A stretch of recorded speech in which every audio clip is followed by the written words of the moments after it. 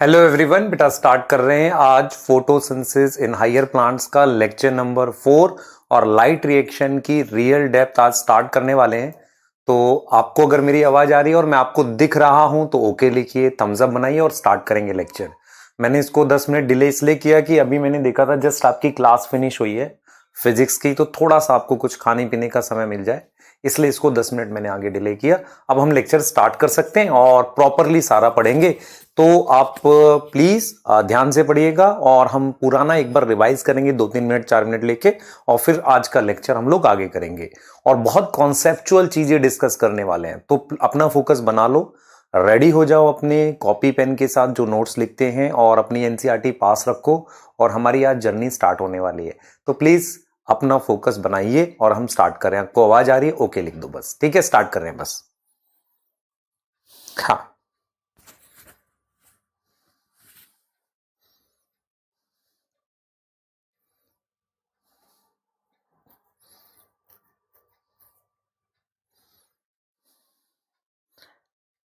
ठीक है।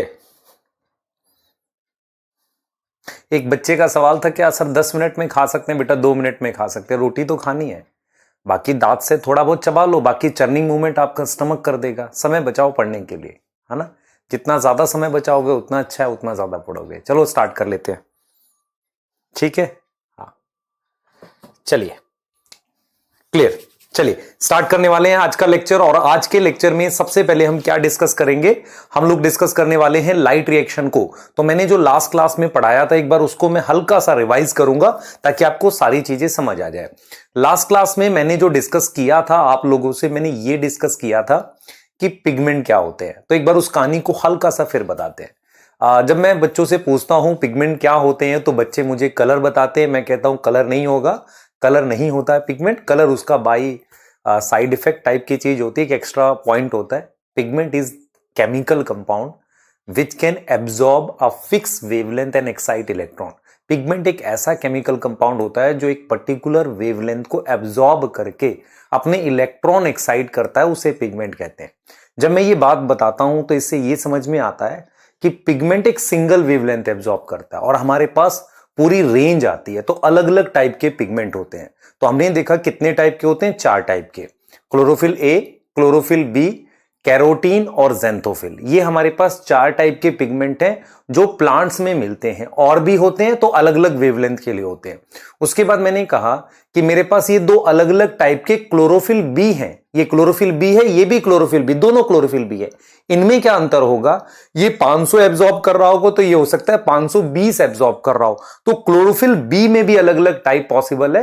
वो क्या कर रहा होगा, क्या वेवलेंथ एब्जॉर्ब कर रहा है, इस पे अलग होगा। उसके बाद मैंने आपको ये बोला था कि पिगमेंट टाइप बता दी। फंक्शन को लेके 2 प्रकार के पिगमेंट होते हैं। एक वो पिगमेंट जो कोई वेवलेंथ एब्जॉर्ब करके उस एनर्जी को आगे पास कर देते हैं। रूल ये है कि कोई भी पिगमेंट जब आगे पास करेगा तो हाइयर एनर्जी वाले को देगा। हमेशा किसको देगा? अपने से ज्यादा एनर्जी वाले को, सॉरी अपने से कम एनर्जी वाले को देगा, हाइयर वेवलेंथ को देगा। ये चीज याद आ गई? तो पिगमेंट हमेशा जब भी एनर्जी ट्रांसफर करेगा अपने से ज्यादा वेवलेंथ वाले को एनर्जी ट्रांसफर करेगा। ये हमने आपको लास्ट डिस्कस किया था। अब उसके आगे की बात सुनो। फिर हमने ये बोला था कि ठीक है, अपने से ज्यादा वेवलेंथ वाले को वो ट्रांसफर करेगा। उसके बाद मैंने बोला कि पिगमेंट 2 तरह के हैं। एक जो दूसरे पिगमेंट को ट्रांसफर करते हैं, तो वो क्या करते हैं, सन से भी एब्जॉर्ब करते हैं और किसी दूसरे पिगमेंट से भी लेते हैं, और उन्हें हम नाम देते हैं एंटीना मॉलिक्यूल। एंटीना कौन कौन होता है? क्लोरोफिल बी, कैरोटीन और ज़ैंथोफिल। एक पिगमेंट होता है जिसके साथ एंजाइम जुड़े रहते हैं, उसे हम रिएक्शन सेंटर कहते हैं, और रिएक्शन सेंटर हमेशा क्लोरोफिल ए होता है। क्लोरोफिल ए हमेशा रिएक्शन सेंटर होगा। क्लोरोफिल ए रिएक्शन सेंटर है और बाकी के पिगमेंट एंटीना हो गए। अब हमने ये देखा कि पिगमेंट क्या होता है, एक यूनिट की फॉर्म में होते हैं, उसके साथ कुछ चीजें और जुड़ी रहती हैं, तब उसे हम फोटो सिस्टम कहते हैं। तो एंटीना मतलब chlorophyll B, carotene, xanthophyll, reaction centre, ये 2 हो गए पिगमेंट। इस एंटीना को हम लाइट हार्वेस्टिंग कॉम्प्लेक्स भी कहते हैं एंटीना को, और ये रिएक्शन सेंटर हो गया, ठीक है, जो क्लोरोफिल ए होगा। इनको ले लूं और कुछ इलेक्ट्रॉन एक्सेप्टर ले लूं। इलेक्ट्रॉन एक्सेप्टर का मतलब जो इलेक्ट्रॉन को एक्सेप्ट कर सकता है। इसके अलावा कुछ एंजाइम ले लूं तो इसको कहते हैं फोटो सिस्टम। तो फोटो सिस्टम जनरली बड़ा होता है किससे? आपके लाइट हार्वेस्टिंग कॉम्प्लेक्स से। लाइट हार्वेस्टिंग कॉम्प्लेक्स का मतलब है वो पिगमेंट जो लाइट को पकड़ते हैं। तो उनमें कौन कौन आता है? क्लोरोफिल बी, कैरोटीन, ज़ैंथोफिल, जो बेसिकली एंटीना कहलाते हैं। और रिएक्शन सेंटर क्या करता है? केमिकल रिएक्शन कराता है। दूसरी चीज क्या था कि फोटो सिस्टम दो प्रकार के हैं, PS1, PS2। PS1 पहले डिस्कवर हुआ था, उसका जो पिगमेंट है, रिएक्शन सेंटर है, वो किस पे काम करता है? 700 नैनोमीटर पे। और PS2 किस पे काम करता है? 680 नैनोमीटर पे। PS1 और PS2 हमारे पास दो तरह के पिगमेंट हो गए, ये डिस्कस किया था हमने। PS1 का जो रिएक्शन सेंटर है उसको हम लिखते हैं, PS1 वाले को P700, P कैपिटल P700 हम लिखते हैं PS1 वाले को, और PS2 वाले को लिखते हैं P680 रिएक्शन सेंटर को। तो मेरे पास दो फोटो सिस्टम होते हैं। एक साइंटिस्ट थे जिनका नाम एमर्सन था, उन्होंने रेड ड्रॉप इफेक्ट के थ्रू बताया एक फोटो सिस्टम। जब उन्होंने दो वेवलेंथ दी, 680 700, फोटोसिंथेसिस बढ़ी, तो उन्हें बोला उन्होंने एमर्सन एनहांसमेंट इफेक्ट। उसके थ्रू पता चला हमारे पास दो फोटो सिस्टम होते हैं। और फाइनली हमने फोटो सिस्टम की लोकेशंस फिक्स करी थी। मैंने कहा था ग्रेनल थाइलाकॉइड में PS1 PS2 दोनों होता है, और स्ट्रोमल में हमारे पास क्या होता है? स्ट्रोमल थाइलाकॉइड पे हमारे पास क्या होता है? ये चीज मतलब हमने लास्ट डिस्कस जो किया था बेटा, वो यही किया था कि स्ट्रोमल में मेरे पास PS1 होगा। तो मैंने आपको ये क्लियरली कहा था, ऐसे बताया, पिगमेंट्स ऐसे ट्रांसफर करेंगे। रिएक्शन सेंटर मेन पिगमेंट होगा। फोटो सिस्टम में क्या क्या होता है? एंटीना है, रिएक्शन सेंटर है, कुछ एंजाइम, और हमारे पास इलेक्ट्रॉन एक्सेप्टर। एंटीना का ही नाम लाइट हार्वेस्टिंग कॉम्प्लेक्स है। उसके बाद हमने डिस्कस किया था, अगर लाइट लेस देन 680 नैनोमीटर आती है, 670 इज लेस देन 680, दोनों फोटो सिस्टम काम करेंगे, दोनों के एंटीना एब्जॉर्ब करेंगे। अगर लाइट आती है 680 तो रिएक्शन सेंटर PS2 का एब्जॉर्ब करेगा, काम भी करेगा, और एंटीना एब्जॉर्ब करेगा PS1 का। और लाइट अगर 681 नैनोमीटर आती है तो PS1 का एंटीना एब्जॉर्ब करेगा, PS2 काम नहीं करेगा। और 700 नैनोमीटर पर रिएक्शन सेंटर एब्जॉर्ब करेगा PS1 का, और PS1 काम करेगा। लेकिन अगर 700 से ज्यादा की वेवलेंथ आती है, 700 से ज्यादा की वेवलेंथ आती है, तो कोई भी रिएक्शन सेंटर काम नहीं करेगा। तो अगर मैं कहता हूं कि दोनों फोटो सिस्टम को एक्टिव करना है तो कौन सी वेवलेंथ चाहिए? Less than 680 nanometre. तो वहीं से हम आज का प्रोसेस उठाने वाले हैं, और ये मैंने आपको क्लियर किया था। This was granal thylakoid. तो ग्रेनल थाइलाकॉइड में हमारे पास क्या होगा? PS1 PS2 यहां, और इसमें सिर्फ PS1 होगा, किसमें? स्ट्रोमल लैमेली में। तो इतनी अगर आपको बात क्लियर हो गई है, यहां से अब हम लाइट रिएक्शन के स्टेप्स, जिसे हम कहते हैं कि बेसिकली कैसे होगा, उस पे मूव करने वाले हैं। क्लियर है? डन। चलें आगे।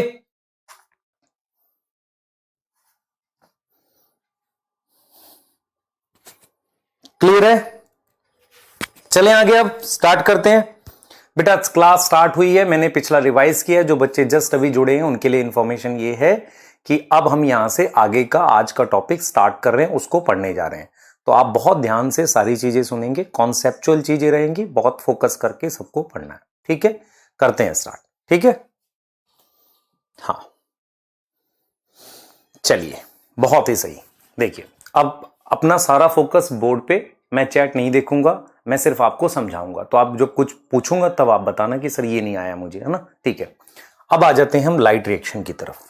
ठीक है, मैंने जो पढ़ाया आपसे उसको ये चीजें क्लियर हुई होंगी। देखो, मेरे पास कितने टाइप के पिगमेंट है? क्लोरोफिल ए है, क्लोरोफिल बी है, कैरोटीन है, और ज़ैंथोफिल है। क्या आपको ये समझ में आ गया था? इतना हम पढ़ चुके हैं। इन सवालों के आंसर दे सकते। Type of pigment on the basis of role, दो तरह का। एक रिएक्शन सेंटर जो हमेशा क्या होगा? क्लोरोफिल ए होगा, और उसके साथ एंटीना। एंटीना नॉर्मली मेरे पास कौन से हैं? क्लोरोफिल बी है, कैरोटीन है, और ज़ैंथोफिल है। ये मेरे पास एंटीना हो गया। ठीक है, लाइट हार्वेस्टिंग कॉम्प्लेक्स एंटीना को कह रहे हैं। ठीक है, रिएक्शन सेंटर क्या होगा? जो मैक्सिमम वेवलेंथ एब्जॉर्ब करेगा, मैक्सिमम वेवलेंथ एब्जॉर्ब करता है, उसको रिएक्शन सेंटर कहते हैं। और उसके पास एंजाइम प्रेजेंट होता है। कौन बड़ा है मुझे बताओ? कौन बड़ा है, लाइट हार्वेस्टिंग कॉम्प्लेक्स या फोटो सिस्टम? पीएस का मतलब फोटो सिस्टम। कौन बड़ा है? बड़ा मेरे पास फोटो सिस्टम है। तो फोटो सिस्टम बड़ी यूनिट होती है लाइट हार्वेस्टिंग कॉम्प्लेक्स से, क्योंकि इसमें तो सिर्फ एंटीना होता है और इसमें एंटीना भी होगा। एंटीना के साथ क्या होगा? रिएक्शन सेंटर होगा और उसके साथ बेटा एंजाइम होंगे और इलेक्ट्रॉन कैरियर होगा, सॉरी इलेक्ट्रॉन एक्सेप्टर होगा। यहां तक समझ में आ गई? अच्छा, इनके मीनिंग बताओ। पीएस की फुल फॉर्म फोटो सिस्टम। जो बच्चे कई बार कंफ्यूज होंगे वो समझना ध्यान से। P700 का मतलब ये क्लोरोफिल किसकी बात कर रहा है? क्लोरोफिल ए, जो मैक्सिमम एब्जॉर्ब करेगा किस पे? मैक्सिमम एब्जॉर्ब करेगा किस पे? 700 नैनोमीटर पे। और P680 का मतलब है क्लोरोफिल ए, जो एब्जॉर्ब करेगा किस पे? Absorb at 680 nanometre. मैं आपको अगर क्वेश्चन देता हूं what is meaning of P700, तो P700 बच्चे कहेंगे 700 नैनोमीटर नहीं। P700 का मतलब एक ऐसा पिगमेंट जो 700 नैनोमीटर पे एब्जॉर्ब कर रहा है, जो PS1 में होता है। P680, अगर आप एनसीईआरटी की लाइन ध्यान से पढ़ो तो आपको समझ आएगा, उसने यही लिखा हुआ है कि क्लोरोफिल ए एब्जॉर्ब मैक्सिमम या मैक्सिमा लिखा हुआ एक जगह, तो वो 680 या 700 है, उसके हिसाब से हम करते हैं। क्या यहां तक क्लियर है? ठीक है, क्लियर? हाँ, पीएस का मतलब फोटो सिस्टम रहेगा और यहां पर P700 का मतलब क्लोरोफिल ए है 700 नैनोमीटर वाला, और ये क्लोरोफिल ए 680 वाला। अब यहां से आगे क्या प्रोसेस स्टार्ट कर रहे हैं, बहुत ध्यान से आप देखेंगे। हमने जो लास्ट पढ़ा था, क्लियर है ना यहां तक? हाँ क्लियर, बिल्कुल बिल्कुल, यहां तक मुझे लग रहा क्लियर है। ठीक है, क्लियर? हाँ, एक चीज और बेटा, आप में से कुछ बच्चे जो ये आर्मी लिख रहे हैं, मुझे इसकी सख्त मतलब वो है, आप एक स्टूडेंट हैं, आपको किसी का मतलब बहुत ज्यादा सपोर्टर या बहुत ज्यादा वो नहीं होना चाहिए, आपको सिर्फ पढ़ाई करनी चाहिए। आप अपने पेरेंट्स के लिए और हम जो टीचर हैं आपके, हमारी एस्पिरेशंस हैं कि आपके सबके सिलेक्शन हो, उसके लिए काम कर रहे हैं। आप अपने लिए काम कर रहे हैं, अपने पेरेंट्स के लिए काम कर रहे हैं और अपने टीचर्स के लिए मेहनत कर रहे हैं, तो ये सब मत करो, सिर्फ अपना फोकस पढ़ाई पे। कम से कम सोशल मीडिया यूज करो, ज्यादा से ज्यादा पढ़ाई पे ध्यान दो, है ना? ठीक है, ये रिक्वेस्ट मान लो या ऑर्डर मान लो अपने टीचर का, पढ़ाई पे ध्यान दो। देखो मैं क्या बता रहा हूं, आप ध्यान से फोकस करके सुनो। हमने लास्ट क्लास में जो भी सारा समरी बनाया, उससे ये बताया कि मेरे पास ग्रेनल थाइलाकॉइड पे PS2 PS1 दोनों प्रेजेंट होता है और स्ट्रोमल लैमिली पे मेरे पास सिर्फ PS1 होता है। ये हमने लास्ट क्लास में डिस्कस कर लिया था।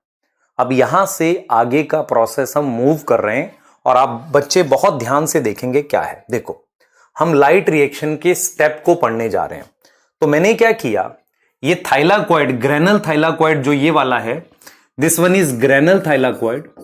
इस ग्रेनल थाइलाकॉइड के, ध्यान से देखेंगे बेटा, इस ग्रेनल थाइलाकॉइड के एक पार्ट को ले लिया, मतलब ये ग्रेनल थाइलाकॉइड है, इसको मैंने ले लिया और इसके एक हिस्से को देख रहे हो, ये इसके इस साइड क्या है? मैट्रिक्स है, स्ट्रोमा है ना? स्ट्रोमा है इस साइड, और अंदर की तरफ क्या है? इसे ल्यूमन कहते हैं। इस खाली जगह को क्या बोलते हैं? Lumen of thylakoid. यहां पर थाइलाकॉइड का ल्यूमन है, आप समझे ना, दिस इज ल्यूमन। तो मैंने ये इतना हिस्सा, इसको जूम करके ड्रॉ करा है, इसको मैंने जूम किया है, एनलार्ज किया है, जूम किया है, और जूम करके मैं इसको बड़ा करके अगली स्लाइड पे ड्रॉ कर रहा हूं। तो देखो मैं आपको क्या समझा रहा हूं, मैंने आपको ये दिखाया, वो डायग्राम मैंने बना दिया। तो यहां मेरे पास मैट्रिक्स है और ये वाला एरिया पे यहां ल्यूमन है। मेरे पास ये फोटो सिस्टम 2 है और ये मेरे पास PS1 है। अब आप बहुत ध्यान से फोकस करके सुनोगे। अब मैं आपसे ये कहूं, आपसे सवाल पूछूं, कौन सी कंडीशन में दोनों फोटो सिस्टम एक्टिव होंगे? कौन सी ऐसी कंडीशन होगी जिसमें दोनों फोटो सिस्टम अपने इलेक्ट्रॉन एक्साइट कर पाएंगे? आप कहोगे सर लेस देन 680 नैनोमीटर पे। तो जब मैं आपको कह रहा हूं, स्टेप्स पढ़ा रहा हूं लाइट रिएक्शन के, तो सबसे पहले अगर मैं यहां पर पहली पॉइंट लिखूं कि लेस देन 680 नैनोमीटर आ रहा है, 680 नैनोमीटर पर बोथ PS1 एंड PS2 इन्होंने अपना एक्साइट किया है इलेक्ट्रॉन, अपना इलेक्ट्रॉन एक्साइट किया है। ठीक है, इलेक्ट्रॉन कैसे एक्साइट हुआ होगा, बहुत ध्यान से सुनेंगे। ये PS2 है, ये PS1 है। लाइट आई लेस देन 680 नैनोमीटर। सारे एंटीना ने वेवलेंथ एब्जॉर्ब करी और फाइनली किसको दे दी? रिएक्शन सेंटर को। जैसे ही रिएक्शन सेंटर को वेवलेंथ मिली तो रिएक्शन सेंटर ने भी अपना इलेक्ट्रॉन एक्साइट किया। मैंने आपको एक चीज पढ़ाई थी कि जब इलेक्ट्रॉन एक्साइट होता है तो वो वापसी ग्राउंड स्टेट पर आता है, उससे एनर्जी, हीट, जो भी चीज बनती है। ये जो रिएक्शन सेंटर है, मेरी बात समझना ध्यान से, इनके एंटीना ने जो वेवलेंथ एब्जॉर्ब करी वो फाइनली रिएक्शन सेंटर को दे दी। जब रिएक्शन सेंटर, फोकस करो, जब रिएक्शन सेंटर ने, आप अपने दिमाग में बनाओ पिक्चर, जब रिएक्शन सेंटर ने दोनों के लाइट एनर्जी एब्जॉर्ब करी 680 और 700 नैनोमीटर की, इसकी मेरे पास P कितना है इसका, मान लो ये रिएक्शन सेंटर है तो इसका, उस रिएक्शन सेंटर को P 680 लिखूंगा, इसके रिएक्शन सेंटर को मैं क्या लिखूंगा? P 700 लिखूंगा, मतलब क्लोरोफिल ए लिखा। तो मैंने आपको बोला इन दोनों की रिएक्शन सेंटर ने 680 और 700 एब्जॉर्ब करके अपने इलेक्ट्रॉन एक्साइट कर दिए। तो नॉर्मली हम ये पढ़ाते हैं आपको कि इलेक्ट्रॉन वापसी आता है, पर ये जो एक्साइटेड इलेक्ट्रॉन थे ये वापसी नहीं आए। इन एक्साइटेड इलेक्ट्रॉन को किसी मॉलिक्यूल ने, किसी कंपाउंड ने एब्जॉर्ब कर लिया, ले लिया, जो हाई एनर्जी पे इलेक्ट्रॉन ले सकता था। मतलब उसका क्या था कि वो एक पर्टिकुलर एनर्जी के इलेक्ट्रॉन ही ले सकता था। उस कंपाउंड को कहते हैं प्राइमरी। प्राइमरी मतलब पहला, इलेक्ट्रॉन एक्सेप्टर। तो आपने क्या सीखा? आपने सीखा लाइट लेस देन 680 नैनोमीटर पर दोनों फोटो सिस्टम के इलेक्ट्रॉन एक्साइट हुए। एक्साइटेड इलेक्ट्रॉन जो थे वो वापसी ना आकर किसको मिले? प्राइमरी इलेक्ट्रॉन एक्सेप्टर को मिले। नॉर्मली हम क्या करते हैं बेटा? नॉर्मली हम ये चाहते हैं कि इलेक्ट्रॉन वापसी तो आए, लेकिन अगर वो डायरेक्ट आता है तो ऊर्जा, एनर्जी वेस्ट हो जाती है। मैं चाहता हूं वो स्टेप वाइज आए। तो मैंने क्या किया, इन दोनों के इलेक्ट्रॉन एक्साइट किए और वो दोनों के इलेक्ट्रॉन एक्साइट, और किसके एक्साइट किए? रिएक्शन सेंटर के। किसके एक्साइट किए? रिएक्शन सेंटर के। एक्साइट करके मैंने वो किसको दे दिया? प्राइमरी इलेक्ट्रॉन एक्सेप्टर को। किसको दे दिया? मैंने किसको दिया बेटा? ये मॉलिक्यूल बना देता हूं, ध्यान से देखें। ये मैंने क्या बना दिया? ये प्राइमरी इलेक्ट्रॉन एक्सेप्टर है, इसका ये प्राइमरी इलेक्ट्रॉन एक्सेप्टर है, ठीक है, जिसका नाम मैं बताऊंगा आपको। तो इसने इलेक्ट्रॉन ले लिया, प्राइमरी इलेक्ट्रॉन एक्सेप्टर, इसने इलेक्ट्रॉन ले लिया। इसका भी इलेक्ट्रॉन किसने लिया है? प्राइमरी इलेक्ट्रॉन एक्सेप्टर ने ले लिया, ठीक है। अब जरा इनके नाम बताते हैं आपको। इसका प्राइमरी इलेक्ट्रॉन एक्सेप्टर के नाम है, हम लोग याद करेंगे, पीएच। पीएच की फुल फॉर्म में पीएच है बेटा फियोफाइटिन। ये एक क्या है? एक तरीके का ये पिगमेंट है, मान लो, जो इलेक्ट्रॉन एक्सेप्ट कर सकता है, या कोई ऐसा कंपाउंड है जो इलेक्ट्रॉन एक्सेप्ट कर सकता है। तो फियोफाइटिन, फाइटिन, PHAEOPHYTIN। तो फियोफाइटिन क्या है? प्राइमरी इलेक्ट्रॉन एक्सेप्टर है किसका? Of PS2। इतनी बात आपको समझ आनी चाहिए। अच्छा, यहां पर क्या है? प्राइमरी इलेक्ट्रॉन एक्सेप्टर, यहां पर FeS है, आयरन सल्फर प्रोटीन। तो आयरन सल्फर प्रोटीन करके एक प्रोटीन होगी जिसमें आयरन होगा जो इलेक्ट्रॉन ले लेगा। तो ये क्या हो गया? प्राइमरी इलेक्ट्रॉन एक्सेप्टर हो गया। किसका? Acceptor of PS1। तो हमने यहां पर यह देखा कि PS2 और PS1 दोनों ने इलेक्ट्रॉन एक्साइट किए। Excited electron of PS2 and PS1 दोनों के इलेक्ट्रॉन एक्साइट हो गए। वो किसको मिले हैं? इनके अपने खुद के प्राइमरी एक्सेप्टर। मेरा पहला सवाल आपसे यह है, is this primary acceptor is a part of photo system? Yes. जब हमने आपको फोटो सिस्टम पढ़ाया था तो मैंने कहा था फोटो सिस्टम में एंटीना होगा, रिएक्शन सेंटर होगा और प्राइमरी इलेक्ट्रॉन एक्सेप्टर होंगे। तो primary electron acceptor is a part of photo system. इसका मतलब यह हुआ कि PS2 का मेरे पास प्राइमरी इलेक्ट्रॉन एक्सेप्टर कौन है? फियोफाइटिन। और ये, अच्छा, जब ये इलेक्ट्रॉन एक्साइट हुए हैं इसे हम कहते हैं अपहिल, क्योंकि ये ज्यादा एनर्जी पर गए हैं।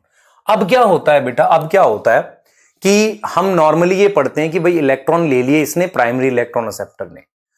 होता ये है कि अब वो प्राइमरी इलेक्ट्रॉन एक्सेप्टर उसको उस इलेक्ट्रॉन्स को वो क्या करेगा क्या करेगा, किसी दूसरे को देने की कोशिश करता है। अब फोकस करना, मैं क्या बता रहा हूं। PS2 और PS1 दोनों के इलेक्ट्रॉन ऐसा एक्साइट हो गए, ठीक है। एक्साइटेड इलेक्ट्रॉन जो हैं वो किसके पास चले गए, प्राइमरी इलेक्ट्रॉन एक्सेप्टर के पास। अब मुझे ये बताओ, जब इलेक्ट्रॉन लॉस हो चुके हैं दोनों फोटो सिस्टम के, इलेक्ट्रॉन लॉस होने के बाद ये फोटो सिस्टम ऑक्सीडाइज है कि रिड्यूस्ड है। इलेक्ट्रॉन लॉस होने के बाद दोनों फोटो सिस्टम क्या है, ऑक्सीडाइज हैं, जिसे कहते हैं इलेक्ट्रॉन डेफिशिएंट है। समझ में आ रहा है। तो होता यह है कि इसका प्राइमरी एक्सेप्टर PS2 का जो इलेक्ट्रॉन है, किसका, PS2 के इलेक्ट्रॉन को ले रखा है, वो चाहता है कि मैं ये इलेक्ट्रॉन इसको भेज दूं। किसको भेज दूं, PS1 को भेज दूं। क्यों भेज दूं PS1 को, क्योंकि वो इलेक्ट्रॉन डेफिशिएंट है। पर वो डायरेक्ट नहीं भेजता, वो क्या करता है, डायरेक्ट नहीं भेजता। मैं रिपीट कर रहा हूं, जब दोनों के इलेक्ट्रॉन एक्साइट हुए थे वो किसको मिले थे, प्राइमरी इलेक्ट्रॉन एक्सेप्टर को मिले थे। जब प्राइमरी इलेक्ट्रॉन एक्सेप्टर को इलेक्ट्रॉन्स मिले, इसके प्राइमरी एक्सेप्टर का नाम फियोफाइटिन, इसके प्राइमरी एक्सेप्टर का नाम FES, इनको मिल गए। अब क्या होगा, अब ये होता है कि भाई प्राइमरी एक्सेप्टर के पास जब इलेक्ट्रॉन आते हैं तो वो उसे डाउनहिल पास करते हैं। What is meaning of downhill, downhill का मतलब हाई एनर्जी से लो एनर्जी की तरफ पास करते हैं। तो इसका मतलब यह हुआ कि प्राइमरी इलेक्ट्रॉन एक्सेप्टर अपहिल पर होता है। अपहिल मतलब वो ज्यादा एनर्जी पर एक्सेप्ट करता है, फिर वो इलेक्ट्रॉन पास करता है डाउनहिल। तो इसका जो प्राइमरी एक्सेप्टर है वो इसको देना चाहता है, क्योंकि ये इलेक्ट्रॉन डेफिशिएंट है। कौन इलेक्ट्रॉन डेफिशिएंट है, PS1 इलेक्ट्रॉन डेफिशिएंट है, तो ये भी इसको देना चाहता है।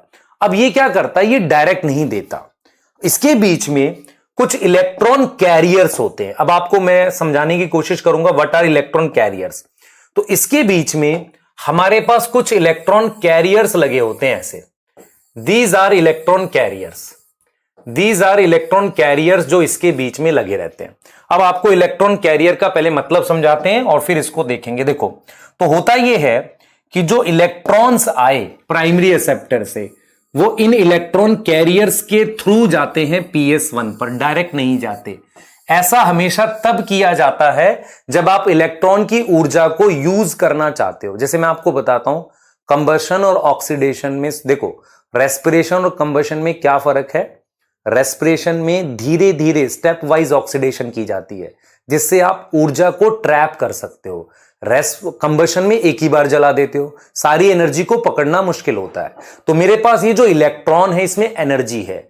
इस इलेक्ट्रॉन को डायरेक्टली मैं PS1 को ना देकर कुछ इलेक्ट्रॉन कैरियर्स को देता हूं। Now what are electron carriers, जैसे मान लो ये एक इलेक्ट्रॉन कैरियर है, आप इसको इलेक्ट्रॉन दोगे तो ये रिड्यूस हो जाएगा, और जब ये इलेक्ट्रॉन आगे पास करेगा तो ऑक्सीडाइज हो जाएगा। तो इलेक्ट्रॉन कैरियर ऐसे कंपाउंड होते हैं जिनके पास एबिलिटी होती है ऑक्सीडाइज और रिड्यूस होने की। यदि आपने डी ब्लॉक पढ़ा है तो आपको यह पता होगा कि आयरन और कॉपर एक डी ब्लॉक के ऐसे एलिमेंट हैं जिनके पास वेरिएबल ऑक्सीडेशन स्टेट होती है। तो ऐसे कोई भी केमिकल जो ऑक्सीडाइज और रिड्यूस हो सके, ऐसे में एक आयरन है और एक कॉपर है। तो नॉर्मली मैं इन इलेक्ट्रॉन कैरियर्स के नाम भी लिखने जा रहा हूं, पर आपको यह समझ में, दिमाग में बिठाना है कि ये इलेक्ट्रॉन कैरियर किसके बीच में प्रेजेंट है, PS2 और PS1 के बीच में प्रेजेंट है। ये इलेक्ट्रॉन कैरियर किससे इलेक्ट्रॉन लेते हैं, प्राइमरी एक्सेप्टर ऑफ PS2 से इलेक्ट्रॉन लेते हैं, और वो डाउनहिल पास कर रहे हैं। इसका मतलब ये हुआ कि इस इलेक्ट्रॉन कैरियर से जब इस पर जा रहे हैं इलेक्ट्रॉन तो एनर्जी घटती जा रही है। तो ये जो हमारे पास पास हो रहा है ये डाउनहिल पास हो रहा है। कैसे पास हो रहा है, डाउनहिल पास हो रहा है। तो मैं जरा इनके नाम लिखता हूं। तो मैंने यहां पर इसका नाम लिखा PQ, इसका नाम लिखा CYTB6F और इसका नाम लिखा PC। क्लियर, इसका यहां पर PS था। तो यहां PQ का क्या मतलब है, प्लास्टोक्यूनॉन, प्लास्टोक्यूनॉन, क्यूनॉन, प्लास्टोक्यूनॉन। तो प्लास्टोक्यूनॉन एक इलेक्ट्रॉन कैरियर होगा जिसके पास हमारे पास एबिलिटी है कि इलेक्ट्रॉन लेकर रिड्यूस हो जाए, फिर इलेक्ट्रॉन आगे पास कर सके। फिर मेरे पास है साइटोक्रोम B6F।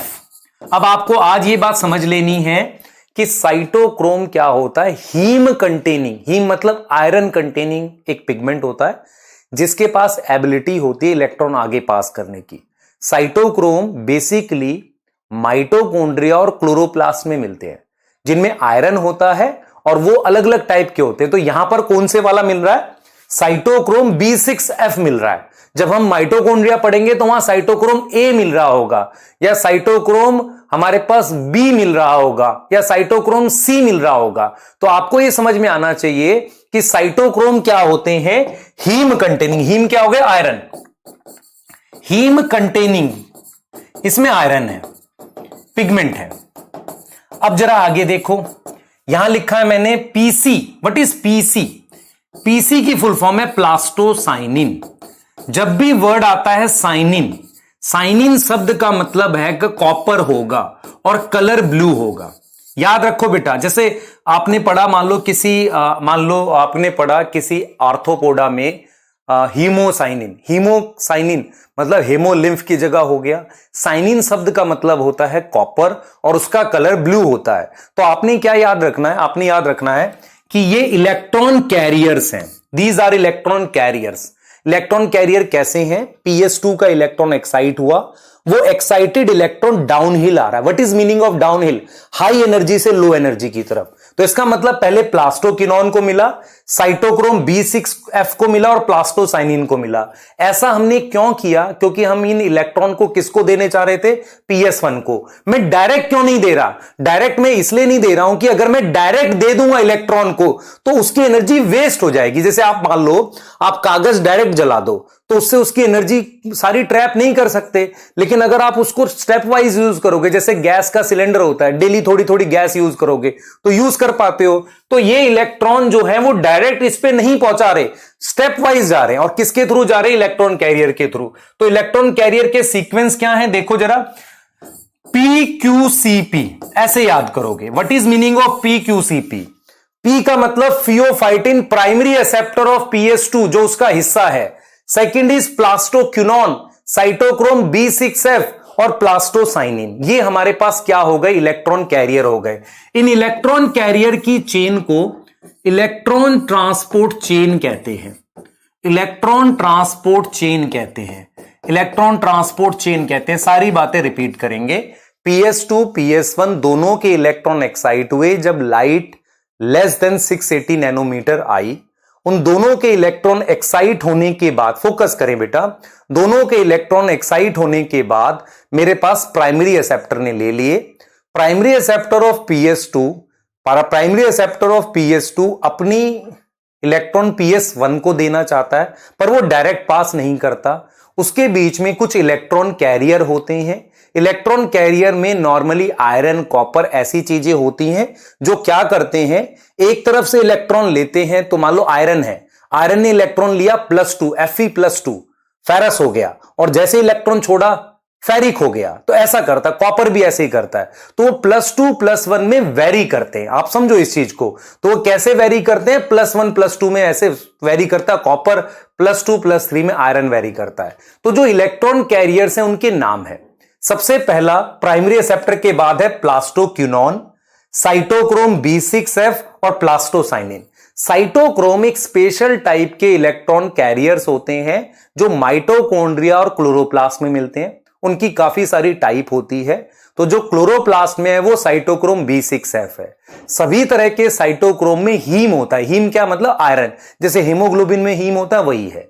क्लियर है? हीम प्रेजेंट होता है तो वो साइटोक्रोम में होता है। अब साइटोक्रोम क्या करते हैं बेटा? इलेक्ट्रॉन्स को आगे क्या करेंगे?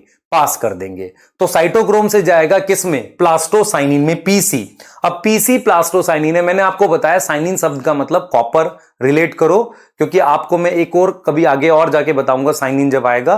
तो जब भी साइनिन आएगा तो कॉपर और उसमें ब्लू कलर होने के चांसेस होते हैं। इस तरीके से हम याद करते हैं। तो PS2 का इलेक्ट्रॉन PS1 को मिल गया। अच्छा, PS1 के प्राइमरी एक्सेप्टर ने क्या किया? इलेक्ट्रॉन तो इसके पास भी है। तो इस प्राइमरी एक्सेप्टर ने क्या किया? वो इलेक्ट्रॉन एक केमिकल को दिए हैं जिसमें आयरन होता है, उसका नाम FD है। तो FD की फुल फॉर्म है फेरोडेक्सिन। देख रहे हो, आयरन है, फेरोडेक्सिन को दे दिया। फेरोडेक्सिन ने क्या किया? वो इलेक्ट्रॉन दिया है NADP+ को, NADP+ को दे दिया वो इलेक्ट्रॉन, और उससे क्या बन गया? NADPH बन गया। आप देख रहे हो? तो इसका मतलब यह हुआ कि PS1 का जो इलेक्ट्रॉन एक्साइट हुआ था प्राइमरी एक्सेप्टर के पास था, उसने इलेक्ट्रॉन दिया FD को। FD क्या है? फेरोडेक्सिन, डाउनहिल जा रहा है वो भी। और उसके बाद वो किसको मिला? NADP+ को मिला। अब NADP+ ने इलेक्ट्रॉन के साथ H+ जोड़ा। अब मुझे उसने कितने इलेक्ट्रॉन लिए होंगे? 2। मान लो यहां से ये 2 इलेक्ट्रॉन जा रहे हैं, ऐसे हम 2 के लिए दिखा देते हैं ना, ज्यादा भी जा सकते कम भी जा सकते, पर हम 2 की बात कर रहे हैं मान लो। तो ये 2 इलेक्ट्रॉन अगर यहां मिले तो NADP+ + 2 इलेक्ट्रॉन, तो क्या बन जाएगा? NADP+ H+ आ जाएगा ना, यहां 2 H+ लिख देते हैं। ये चीज समझ आएगी आपको अब। तो मेरा पॉइंट सिर्फ इतना है यहां पर, मेरा पॉइंट इतना है यहां पर कि चलो ये P700 लिख दिया, जो NADP+ है उसके साथ मैंने ये 2 H+ लिख दिए, तो एक H+ जुड़ गया, दूसरा ये। तो फाइनली इलेक्ट्रॉन किसको मिले? NADP+ को मिले। तो NADP+ को इलेक्ट्रॉन देकर मैंने रिड्यूस कर दिया NADPH पे। तो आपने क्या सीखा? आपने ये सीखा PS2 PS1 दोनों के इलेक्ट्रॉन एक्साइट हुए। PS1 2 का इलेक्ट्रॉन किसको मिला है? PS1 को। किसके थ्रू? इलेक्ट्रॉन ट्रांसपोर्ट चेन के थ्रू। उसमें कौन कौन है? PQCP। P से है pheophytin, plastoquinone, cytochrome B6F, plastocyanin. यदि आप मुझसे पूछोगे कि फियोफाइटिन क्या फोटोसिस्टम का पार्ट है? बिल्कुल है, फियोफाइटिन। यहां पर FES किसका पार्ट है? किसका पार्ट है बताओ? ये पार्ट है किसका? PS1 का। FES ने दिया FD को। FD क्या है? आयरन कंटेनिंग पिगमेंट है। FD ने दिया किसको? NADP+ को रिड्यूस कर दिया। क्या आपको यहां तक समझ आ गया? जल्दी बताओ। क्लियर?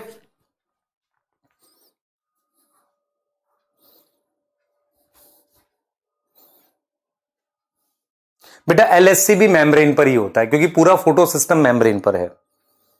यहां तक ठीक है? FNR बता रहा हूं, अभी पूरा हुआ नहीं है टॉपिक। जितना बताया उसमें कोई डाउट है वो पूछो बस। पर अभी एक कहानी रह गई है, PS2 इलेक्ट्रॉन डेफिशिएंट है।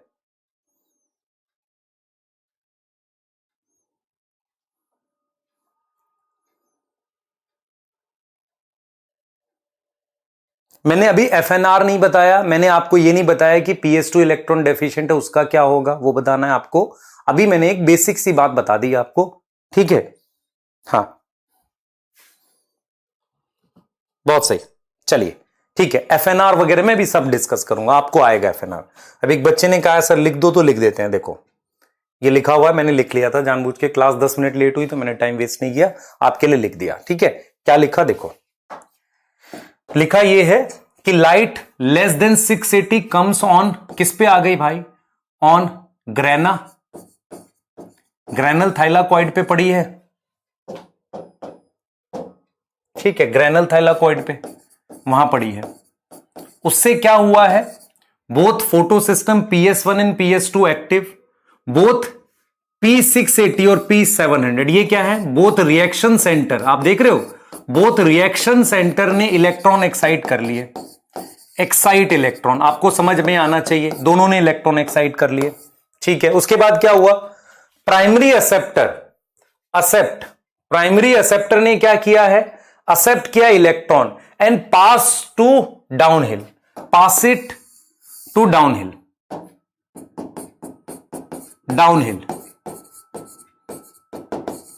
ठीक है। और between PS2 and PS1 ETS present है। कौन है ETS में? क्या क्या है? फियोफाइटिन, प्लास्टोक्विनोन, साइटोक्रोम B6 है, प्लास्टोसाइनिन।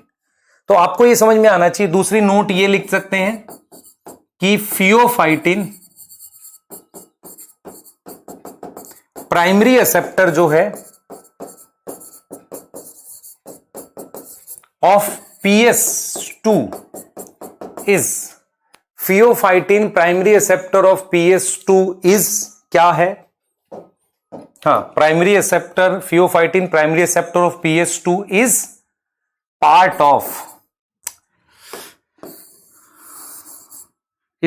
ऑफ PS2, ये लिखना चाह रहा हूं मैं। कई बार बच्चे कंफ्यूज करते हैं वो PS2 का पार्ट है कि नहीं। ETS तो मानते हैं उसको, क्योंकि वो इलेक्ट्रॉन ट्रांसपोर्ट कर रहा है, ठीक है। और ये कैसे ट्रांसफर कर रहा है बेटा? डाउनहिल। यहां तक ठीक होगा ना? हाँ, क्लियर? कुछ बच्चे उसमें फालतू चैट कर रहे हैं, बहुत बढ़िया, मैं उनसे बहुत खुश हूं, क्योंकि वो बच्चे ज्यादा भीड़ नहीं करेंगे अगले साल, चुपचाप, है ना, अच्छी बात है ये। कम ज्यादा चैट करोगे तो क्या होगा, सिलेक्शन नहीं होगा, और क्या करना है। और सबको डॉक्टर बनना ही क्यों है बेटा, है ना, हम चाहते हैं देश में सारे डॉक्टर ना बने, सब क्यों बनेंगे भाई, है ना। हाँ, फिर वहां पे जब एग्जाम दे के आएंगे तो ये बोलेंगे कि पेपर तो मुझे सारा आता था, पेपर छूट गया। पहली बात तो ये बोलते हैं पेरेंट्स से। फिर दूसरी बात बोलते हैं पढ़ तो लिया था मैंने सारा, किसी और को कहते हैं कि पढ़ तो लिया था, कुछ टॉपिक नहीं आते थे। बाद में आते आते 2 महीने बाद बोलते हैं कि मैंने पढ़ा ही नहीं था, असल में पढ़ा होता तो हो जाता। तो ये सब बातें ना करनी पड़े, पढ़ लो, इसलिए ध्यान दो बेटा। अब आ जाओ, ठीक है, हाँ सही है। FeS क्या है बेटा, FeS भी एक पिगमेंट जैसी चीज है जो आयरन है, जिसमें आयरन सल्फर प्रोटीन, वो भी इलेक्ट्रॉन एक्सेप्ट कर सकता है, पर वो प्राइमरी एक्सेप्टर PS1 का है और PS2 का प्राइमरी एक्सेप्टर फियोफाइटिन है। क्लियर है, ठीक है, हाँ क्लियर। चलो देखते हैं, स्टार्ट करते हैं, वापसी आते हैं जो हमने डिस्कस किया था। फुल फोकस बनाओगे। This is PS2। PS2 का ये क्या है बेटा, आपको याद आना चाहिए। दिस इज, यहां पर P क्या आएगा 680, और यहां पर P क्या आएगा 700। मैंने इसका इलेक्ट्रॉन असाइट किया और किसको दिया, देखो मैं फिर इसको बता रहा हूं क्योंकि ताकि आपको फोकस हो जाए पूरा। फियोफाइटिन को दिया। फियोफाइटिन प्राइमरी इलेक्ट्रॉन एक्सेप्टर है। इसका इलेक्ट्रॉन एक्साइट किया, किसको दिया, FeS को दिया, ठीक है। उसके बाद यहां से डाउनहिल आ रहा है, ये डाउनहिल जा रहे हैं। अब कुछ बच्चे कहेंगे सर क्या सिर्फ ये डाउनहिल है, नहीं, ये सारा ही डाउनहिल है। यहां पर ये इलेक्ट्रॉन कैरियर लगे हुए, तो जो इलेक्ट्रॉन कैरियर लगे हुए हैं वो कौन से हैं आप देख लो, ये इलेक्ट्रॉन कैरियर, और इन इलेक्ट्रॉन कैरियर के नाम है this is PQCP, plastoquinone, cytochrome B6F और PC, प्लास्टोसाइनिन। ये है हमारे पास। क्या ये सारा ही डाउनहिल है, क्योंकि मुझे तो सिर्फ ये डाउन दिख रहा है, ये डाउन लोकेशन को लेके नहीं है, ये डाउनहिल है वेवलेंथ को लेके, एनर्जी को लेके, तो ये डाउनहिल जा रहा है। और फाइनली इलेक्ट्रॉन किसको मिल गए, इसको मिल गए। इसका इलेक्ट्रॉन जो था वो किसको मिला बेटा, वो FD को मिला, और FD ने वो इलेक्ट्रॉन से किसको रिड्यूस किया है आप देख लो, FD ने इसको रिड्यूस किया है, किसको, NADP प्लस H+ था यहां पर, और क्या बनाया, NADPH बनाया। अब सबसे पहली बात, अभी हम बात कर रहे थे FNR की, हमने एक वर्ड लिखा था FNR। तो FNR क्या है बेटा, FNR एंजाइम है जो ये रिएक्शन करा रहा है, और ये एंजाइम किसका पार्ट होगा, इस फोटो सिस्टम का पार्ट होगा, PS1 का, ये है ना PS1 का पार्ट होगा FNR। तो FNR की फुल फॉर्म देखो कैसे लिखोगे, देखो FNR की फुल फॉर्म कैसे लिखोगे, व्हाट इज FNR। तो FNR क्या है, FNR की फुल फॉर्म क्या लिखोगे, देखो F से लिखो फेरोडेक्सिन, ये लिख दिया फेरोडेक्सिन। FD क्या था, फेरोडेक्सिन था, फेरोडेक्सिन लिख दिया, ठीक है। F से लिख दिया फेरोडेक्सिन, N से लिखा NADP, और R से लिखा रिडक्टेज। तो अगर आप ध्यान से देखें, नाम से ही समझ आ जाएगा, ये NADP की रिडक्शन कर रहा है, आप समझ रहे हो। तो इसलिए इस एंजाइम का नाम क्या होगा, FNR। तो what is FNR, it is enzyme located in PS1 which reduce, किसको रिड्यूस कर रहा है, which reduce NADP+। अच्छा, क्या मैं ये कह सकता हूं इट ऑक्सीडाइज फेरोडेक्सिन, बिल्कुल यस, वो ऑक्सीडाइज कर रहा है फेरोडेक्सिन को, क्योंकि उसके इलेक्ट्रॉन ले रहा है, और वो इलेक्ट्रॉन किसको दे रहा है, इसको दे रहा है, NADP को। तो FNR याद कर लेना है आपने, FNR यहां एंजाइम आएगा, क्योंकि जब हम आपको फोटो सिस्टम पढ़ा रहे थे तो मैंने क्लियरली बोला था फोटो सिस्टम में लाइट हार्वेस्टिंग कॉम्प्लेक्स होगा, रिएक्शन सेंटर होगा, उसके साथ हमारे पास क्या होगा बेटा, रिएक्शन सेंटर के अलावा और क्या होगा, याद करो, एंजाइम होंगे। तो कौन सा एंजाइम होगा, FNR होगा। आगे समझ FNR क्या है, FNR क्या है, फेरोडेक्सिन से NADP का रिडक्शन कर रहा है, ठीक है, फेरोडेक्सिन NADP रिडक्टेज। अब आओ, अब मैं आपसे एक सवाल पूछता हूं, देखो आप कितना लॉजिक लगाते हो। मेरी बात सुनना ध्यान से, फोकस पूरा, ये दोनों फोटो सिस्टम है, दोनों फोटो सिस्टम के इलेक्ट्रॉन एक्साइट हुए, इसके पास इलेक्ट्रॉन इससे आ गया, क्लियर है। ये वाला जो है मेरे पास फोटो सिस्टम, इसके पास PS1 के पास PS2 का इलेक्ट्रॉन आ गया। मैं रिपीट कर रहा हूं, सुनेंगे सब। ये PS2 है, ये PS1 है, दोनों के इलेक्ट्रॉन एक्साइट हुए, PS1 का चला गया NADP के पास, PS2 का इलेक्ट्रॉन PS1 के पास चला गया, ठीक है, PS1 के पास चला गया। अब मुझे बताओ PS2 जो है वो इलेक्ट्रॉन डेफिशिएंट है कि नहीं? PS2 इलेक्ट्रॉन डेफिशिएंट है कि नहीं बताओ? आप कहोगे यस सर इलेक्ट्रॉन डेफिशिएंट है, क्योंकि इसका इलेक्ट्रॉन यहां जा चुका है। किस में इलेक्ट्रॉन कम है? रिएक्शन सेंटर में। तो PS2 का जो रिएक्शन सेंटर है, जो कि क्लोरोफिल A है, वो इस वक्त इलेक्ट्रॉन डेफिशिएंट है। अब मुझे एक चीज बताओ, आपने इतनी केमिस्ट्री पढ़ी है, आपको ये तो समझ आया होगा कि किसी इलेक्ट्रॉन डेफिशिएंट सिस्टम के इलेक्ट्रॉन दोबारा से एक्साइट नहीं किए जा सकते। भाई जिसमें इलेक्ट्रॉन ऑलरेडी कम है, पढ़ते हो ना आयनाइजेशन एनर्जी इलेक्ट्रॉन डेफिशिएंट वाले की और ज्यादा होती है, तो किसी इलेक्ट्रॉन डेफिशिएंट सिस्टम से इलेक्ट्रॉन निकालना मुश्किल काम है। तो आप सोचो ध्यान से, ये PS2 काम ही नहीं करेगा अगर अब लाइट आएगी तो। क्यों नहीं काम करेगा? क्योंकि ऑलरेडी इलेक्ट्रॉन डेफिशिएंट है। तो ये जो इलेक्ट्रॉन डेफिशिएंट PS2 होता है, इसको लगता है यार इलेक्ट्रॉन चाहिए, मुझे लेने पड़ेंगे कहीं से इलेक्ट्रॉन, क्योंकि मैं फिर काम ही नहीं करूंगा। और ये क्या करता है इसके लिए? ये पानी को तोड़ता है। तो आपको ये समझ में आना चाहिए कि पानी को ये कब तोड़ता है। पानी को कब तोड़ता है? जब ये रिड्यूस फॉर्म में है कि ऑक्सीडाइज फॉर्म में है। इलेक्ट्रॉन डेफिशिएंट को कहते हैं ऑक्सीडाइज फॉर्म। तो जब ये ऑक्सीडाइज फॉर्म में है तो पानी को तोड़ेगा। तो पानी को जब तोड़ता है तो कैसे तोड़ता है? पानी को तोड़ा इसने, पानी को तोड़ के इसने क्या बनाया बेटा? पानी को तोड़ा इसने, पानी को तोड़ के इसने क्या बनाया? देखो, इसने पानी को ब्रेक किया। हम यहां से ऐसे एरो दिखा रहे हैं। तो जब इसने पानी को तोड़ा तो 2H+ बनाए, और क्या बनाए बेटा? क्या बनाए? 2H+ के साथ हाफ O2 बनाया, और साथ में 2 इलेक्ट्रॉन बनाए। तो ये जो 2 इलेक्ट्रॉन बने, ये ले लेगा, इसका रिएक्शन सेंटर ले लेगा। और जो ऑक्सीजन बनी वो यहां है। देखो, ये जो पानी टूटा है ये ऐसे टूटा है, यहां देखो, यहां टूटा है, अंदर टूटा है यहां पे। तो पानी यहां टूटा है, तो ये जो ल्यूमन वाली जगह है, ये खाली जगह, यहां टूटा है पानी, तो यहां पर ऑक्सीजन आ जाएगी और यहां पर H+ भी आ जाएंगे। इलेक्ट्रॉन इसने ले लिए। समझ में आया? तो इसका मतलब जो थाइलाकॉइड के अंदर की जगह वहां प्रोटॉन बन गए, साथ में क्या बन गया बेटा? साथ में क्या बन गया? ऑक्सीजन बना। ऑक्सीजन तो कोई दिक्कत नहीं है, ऑक्सीजन अपना बाहर चली जाएगी। ऐसे याद करो, ट्रांसपोर्ट इन प्लांट में पढ़ाया था कि location of oxygen synthesis thylakoid का ल्यूमन है। तो अब ये हो गया। तो आपको ये समझ में आना चाहिए कि पानी कब टूटेगा। तो मैं यहां पर लिख रहा हूं PS2 इन ऑक्सीडाइज स्टेट ब्रेक करेगा पानी को, ब्रेक वाटर, पानी को तोड़ देगा। एंड क्या करेगा? टेक इट्स इलेक्ट्रॉन, इसके इलेक्ट्रॉन ले लेगा। अब मैं आपको हमेशा यहां पर एक चीज अब बताऊंगा।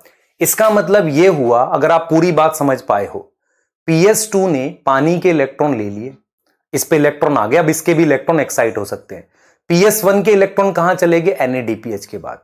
अगर आप ध्यान से देखो, PS2 और PS1 दोनों के पास अब इलेक्ट्रॉन है, जबकि PS1 ने NADPH को दे दिए थे, PS2 ने PS1 को दिए थे। पर PS2 ने कहां से ले लिए? पानी से ले लिए। तो अगर आप इसको ध्यान से सोचो, ये जो NADPH है, ये जो NADP है, जो NADPH बना रहा है, इस NADP पर फाइनली इलेक्ट्रॉन पानी के ही तो आ रहे हैं। मैं अगर आपसे देखूं कि PS2 PS1 तो एक जरिया है, बीच में प्रेजेंट है, वो इलेक्ट्रॉन किसके हैं? वो इलेक्ट्रॉन है किसके? सोचो, दिमाग लगाओ। वो इलेक्ट्रॉन पानी के हैं जो PS2 को मिले, और PS2 से वो किस पे गए? PS1 पे, और फाइनली किसको मिले? NADP पर। यहां पर जब हम ऑफलाइन में पढ़ाते थे तो कुछ बच्चों के सवाल ये आते थे, सर नहीं, ये इलेक्ट्रॉन तो NADP इसका है, PS1 का है जो NADPH के पास है, पानी का थोड़ी है। इसका जवाब ये है बेटा कि मान लो मैंने आपको 10 रुपए दिए, आपकी जेब में ऑलरेडी एक 10 रुपए थे पहले से, आपको मैंने 10 रुपए, 10-20 हो गए, और आपसे कहा कि 10 रुपए का कोई सामान ले आओ। आप सामान लेके आए, अब आपकी जेब में जो 20 रुपए हैं उसमें से आप कौन सा 10 का नोट यूज कर रहे हो, क्या फर्क पड़ता है? यहां वैल्यू इंपॉर्टेंट है ना। मैंने आपको 10 रुपए दिए, उसी तरीके से क्या फर्क पड़ता है, वो इलेक्ट्रॉन कौन सा, इलेक्ट्रॉन तो एक ही तरह की चीज होती है, लेकिन अगर आप ओवरऑल सोचोगे वो किसके इलेक्ट्रॉन हैं जो NADP प्लस के पास आकर NADPH बन रहे हैं, वो इलेक्ट्रॉन है पानी के।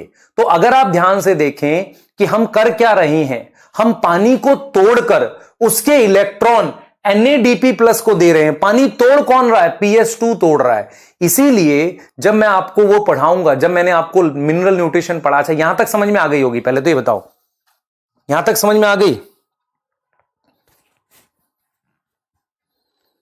यहां तक क्लियर है बेटा, यहां तक क्लियर है। मैंने आपको समझाया कि PS2 पानी कब तोड़ेगा, ऑक्सीडाइज और रिड्यूस स्टेट में, ऑक्सीडाइज स्टेट में। बेटा H2O को कैसे तोड़ता है, यहां मेरे पास एंजाइम है, उस एंजाइम का नाम हम रखेंगे ऑक्सीजन इवॉल्विंग कॉम्प्लेक्स। क्लियर है?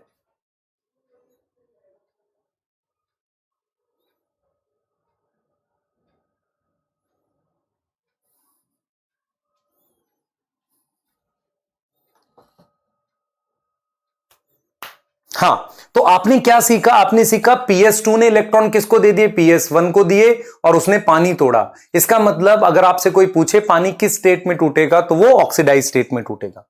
मुझे लग रहा है एक बार आगे समझ आपको। प्रोटोन एक्सेप्टर का फोटोलिसिस ऑफ वाटर, पानी टूटना। इलेक्ट्रॉन किसका पार्ट है, रिएक्शन सेंटर में होता है इलेक्ट्रॉन। भाई देखो सुनो ध्यान से, एनर्जी ट्रांसफर हो रही थी ना एक पिगमेंट से दूसरे में, इलेक्ट्रॉन किसका एक्साइट हुआ था, फाइनली रिएक्शन सेंटर का। तो रिएक्शन सेंटर का इलेक्ट्रॉन लॉस हो चुका है, तो इसका मतलब फोटो सिस्टम इलेक्ट्रॉन डेफिशिएंट है। इलेक्ट्रॉन डेफिशिएंट सिस्टम के इलेक्ट्रॉन दोबारा एक्साइट नहीं हो सकते, इसलिए इसने पानी को तोड़ा। पानी को तोड़ने के लिए एंजाइम होते हैं जिन्हें बोलते हैं ऑक्सीजन इवॉल्विंग कॉम्प्लेक्स। अब मैं आपसे एक सवाल पूछता हूं, हमने साइनोबैक्टीरिया नाम से एक चीज पढ़ी थी मिनरल न्यूट्रिशन में। साइनोबैक्टीरिया के कुछ सेल्स नाइट्रोजन फिक्स करके अमोनिया बनाते, जिसे नाइट्रोजन फिक्सेशन कहते हैं। उसके लिए एक एंजाइम की आवश्यकता थी जिसका नाम नाइट्रोजिनेज था। सिंपल सा लॉजिक ये है कि साइनोबैक्टीरिया के कुछ सेल्स नाइट्रोजिनेज एंजाइम की मदद से नाइट्रोजन फिक्स करते हैं, सारे नहीं। तो अगर आपसे कोई पूछे, अगर आपसे पूछे कि जो साइनोबैक्टीरिया है वो फोटोसिंथेसिस करता है, उसमें PS2 PS1 दोनों होता है। जो सेल नाइट्रोजन फिक्स करते हैं उनमें से आपको क्या गायब करना पड़ेगा, PS1 या PS2? क्योंकि बेसिकली अगर मैं आपको अपनी बात समझा पाऊं, मैं आपको एक एक्स्ट्रा बात बता रहा हूं जो आपके काम की है। मैं आपको सिर्फ ये समझाने की कोशिश कर रहा हूं कि मेरे पास ये साइनोबैक्टीरिया है, ये मान लो नॉस्टॉक का सेल है, इसका ये स्पेशल सेल होता है जिसे हेट्रोसिस्ट कहते हैं। हेट्रोसिस्ट क्या होता है, ये स्पेशल सेल है, special cell which fix nitrogen, which fix nitrogen. उसके लिए क्या चाहिए, नाइट्रोजिनेज एंजाइम, नाइट्रोजिनेज एंजाइम। अच्छा, nitrogenase enzyme not like oxygen, उसको क्या पसंद नहीं है, ऑक्सीजन पसंद नहीं है। सोचो, तो आप मुझे बताओ ये तो नॉर्मल सेल है और ये स्पेशल टाइप का सेल है जिसे क्या बोल रहे हैं, जिसे आप क्या बोल रहे हो, हेट्रोसिस्ट बोल रहे हो। ये नाइट्रोजन फिक्स कर रहा है। इस वाले सेल में, नॉर्मल सेल में PS2 और PS1 दोनों होता है, बोथ प्रेजेंट, क्योंकि ये फोटोसिंथेसिस करते हैं। लेकिन मैं ये कह सकता हूं कि हेट्रोसिस्ट में PS2 एब्सेंट होगा। PS2 क्यों एब्सेंट होगा, so that oxygen not produce, oxygen ना बन सके। तो अगर आपसे कोई पूछे कि साइनोबैक्टीरिया क्या होते हैं, साइनोबैक्टीरिया फोटोसिंथेटिक सेल होते हैं बैक्टीरिया के, जिसमें क्लोरोफिल ए होता है, वो नॉर्मल ऑक्सीजनिक फोटोसिंथेसिस करते हैं। उन साइनोबैक्टीरिया के सारे सेल में से कुछ सेल मॉडिफाई हो जाते हैं हेट्रोसिस्ट में।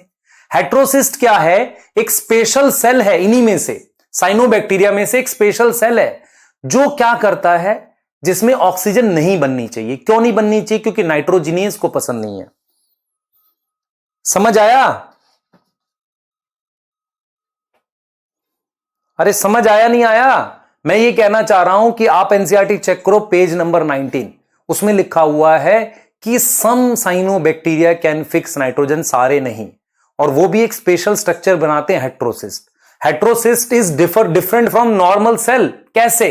PS2 नहीं है उसमें। क्यों नहीं है? क्योंकि ऑक्सीजन नहीं बनानी है। क्लियर है?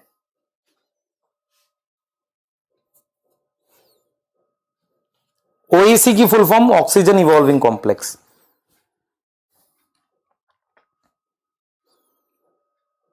क्लियर बेटा? क्लियर? कुछ बच्चे कह रहे हैं, देखो किनको समझ नहीं आएगा, जिनको साइनोबैक्टीरिया के बारे में अभी कुछ भी नहीं पता है। अभी सिर्फ इतना याद रखो, बैक्टीरिया में खास तरह के बैक्टीरिया होते हैं जिन्हें साइनोबैक्टीरिया या ब्लू ग्रीन एल्गी कहा जाता है। ब्लू ग्रीन एल्गी के सेल ऐसे लाइन से लगे रहते हैं, उनमें से कोई एक सेल मॉडिफाई हो जाता है स्पेशल सेल में, जिसे हेट्रोसिस्ट कहते हैं। हेट्रोसिस्ट वो स्पेशल सेल है जिसमें क्या नहीं होता? क्या नहीं होता? PS2 नहीं होता, क्योंकि नाइट्रोजन फिक्स करने के लिए नाइट्रोजिनेज एंजाइम की आवश्यकता है, and that nitrogenase enzyme not like oxygen, उसे ऑक्सीजन पसंद नहीं है। इसलिए तो हमने लेग हीमोग्लोबिन लगाया था। तो इसको अगर ऑक्सीजन पसंद नहीं है तो यहां तो क्या करो? PS2 ही एब्सेंट कर दो। क्लियर है बच्चे? मैं फिर बोल रहा हूं, जो बच्चे रिपीट लिख रहे हैं, मैं किसी बच्चे को कभी स्पामर नहीं मानता। रीजन क्या है कि हर बच्चे का लेवल स्तर अलग अलग होता है, पर हर बच्चा डॉक्टर बनना चाह रहा है, इसलिए मुझे देख रहा है। तो मेरा ये फर्ज है कि मैं किसी बच्चे को डिस्करेज ना करूं, ये मेरा फर्ज है। ठीक है? तो आप डाउट पूछ लें, कोई प्रॉब्लम नहीं, पूछिए और अच्छे से समझिए। लेकिन आपको क्या बेसिक पता होना चाहिए तो वो मैंने बता दिया। आपको सिर्फ इतना याद करना है कि साइनोबैक्टीरिया क्या होते हैं, खास तरह के बैक्टीरिया, उनमें क्लोरोफिल ए होता है, फोटोसिंथेसिस कर सकते हैं। ठीक है? और ये बेटा आप समझ रहे हो, इसमें PS2 नहीं होता। क्यों नहीं होता? ताकि ऑक्सीजन ना बन सके। अच्छा, नाइट्रोजन फिक्स करने वाले स्पेशल सेल को हेट्रोसिस्ट कहते हैं। हेट्रोसिस्ट क्या है? साइनोबैक्टीरिया का मॉडिफाई सेल है। उसमें क्या नहीं होती? PS2 नहीं होता, ताकि ऑक्सीजन ना बने। क्योंकि अभी हम पीछे पढ़ रहे हैं ना, ऑक्सीजन कौन बना रहा है? PS2 बना रहा है। एक बच्चे ने OEC की फुल फॉर्म बोली है, ऑक्सीजन इवॉल्विंग कॉम्प्लेक्स। क्या इतना समझ आ गया आपको? अब बताओ। ठीक है। अच्छा, एक बच्चे ने पूछा P700 के इलेक्ट्रॉन कहां गए? इसने लेकर NADP+ को दे दिए। मुझे एक चीज बताओ, इलेक्ट्रॉन किसके पास है? NAD। अच्छा चलो क्वेश्चन करते हैं तुम्हारे लिए, बढ़िया। जब भी तुम मुझे बोलोगे मैं क्वेश्चन भी करा दूंगा। बेटा मुझे क्वेश्चन एनी टाइम बना सकते हैं, कोई दिक्कत थोड़ी है क्वेश्चन बनाने में। चलो,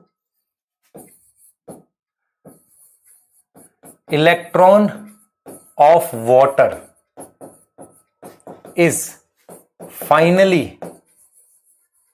present in first NADP plus second NADPH, third PS1, fourth FNR। बताओ। और इसी क्वेश्चन को मैं ऐसे लिख सकता हूं, electron of water can reduce. Same option अगर मैं लिखूं,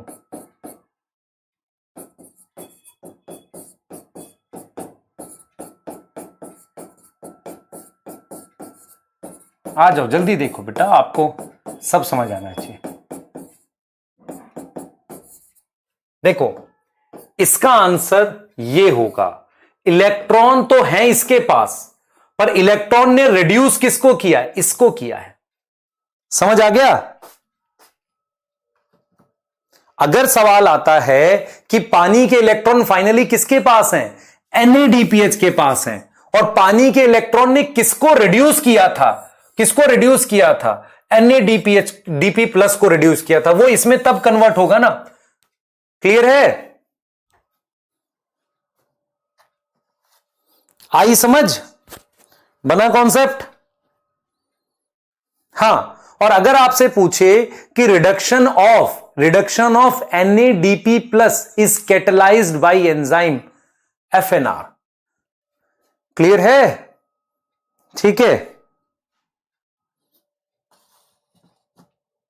बहुत बढ़िया।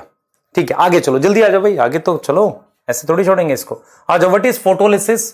फोटोलिसिस क्या है? मैंने क्या बोला बेटा? मैंने ऐसे बनाया था, मैंने इस तरीके से बनाया था, और यहां मैंने क्या बनाया था याद करो, यहां हमने PS2 बनाया है, और यहां मैंने क्या बनाया है, PS1 बनाया है। और आपको पता है कि ये मेरे पास ल्यूमन है। ये क्या है, ल्यूमन। कोई किसका ल्यूमन, ग्रेनल का, स्ट्रोमल का नहीं, ग्रेनल का। अब देखो ये PS2 है और PS1 है। FNR इस साइड होता है, FNR इस साइड होता है, ये FNR है बेटा, दिस इज FNR। अगर FNR इस साइड है तो NADPH जो बनता है वो किस में बना है, स्ट्रोमा में। ये जगह स्ट्रोमा है कि नहीं बताओ, NADP प्लस से। और जो ऑक्सीजन इवॉल्विंग कॉम्प्लेक्स है, जो ऑक्सीजन बनाने वाली जो भी कॉम्प्लेक्स है वो इस साइड है। तो इसका मतलब पानी यहां टूटता है, पानी अंदर टूटता है। तो पानी अगर अंदर टूटेगा तो H+ अंदर बनेगा और साथ में ऑक्सीजन भी अंदर बनेगी और इलेक्ट्रॉन ये ले लेगा। तो व्हाट इज फोटोलिसिस, सबसे पहले समझो। देखो, breakdown of water, breakdown of water किसने किया है, is done by enzyme present in PS2, present in PS2। उसकी लोकेशन क्या है, लोकेशन समझनी हमने। लोकेशन इज कौन सी साइड, ल्यूमिनल साइड। कौन सी साइड है बेटा, ल्यूमन की साइड, अंदर की तरफ है, ल्यूमिनल साइड, ल्यूमन की साइड है, मतलब अंदर है, यहां अंदर की तरफ है। Due to which both proton and oxygen produce inside lumen. दूसरा इंपॉर्टेंट पॉइंट, फोटोलिसिस का मतलब है एक तो लाइट की प्रेजेंस में हो रही है, प्रेजेंस ऑफ लाइट में हो रही है, उसको फोटो कह रहे हैं। ब्रेकडाउन ऑफ वाटर है, उसको कह रहे हैं लाइसिस, तोड़ना। ब्रेकडाउन ऑफ वाटर के लिए एक और वर्ड है, गड़बड़ नहीं करना, ऑक्सीडेशन ऑफ वाटर। पानी की क्या हो रही है, ऑक्सीडेशन हो रही है। कई बार क्वेश्चन पूछ देता है कि पानी का टूटना ऑक्सीडेशन है कि रिडक्शन है, ऑक्सीडेशन है। पानी और किसकी प्रेजेंस में, लाइट की प्रेजेंस में, ठीक है। उसके बाद क्या होगा बेटा, मेरे पास क्या होगा, Mn+2 एंड Cl-। ये क्या होते हैं, part of enzyme involve in photolysis, involve in photolysis. दूसरी चीज, फोटोलिसिस कब होती है, अकर व्हेन PS2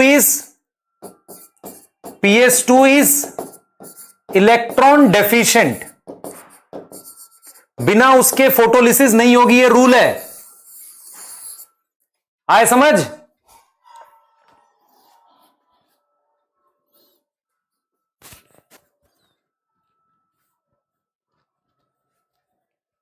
अभी मैंने ATP की कोई बात नहीं करी, मैं स्टेप वाइज पढ़ा रहा हूं। क्या आपको ये समझ में आ गया? देखो, क्या आप आंसर कर पा रहे हो?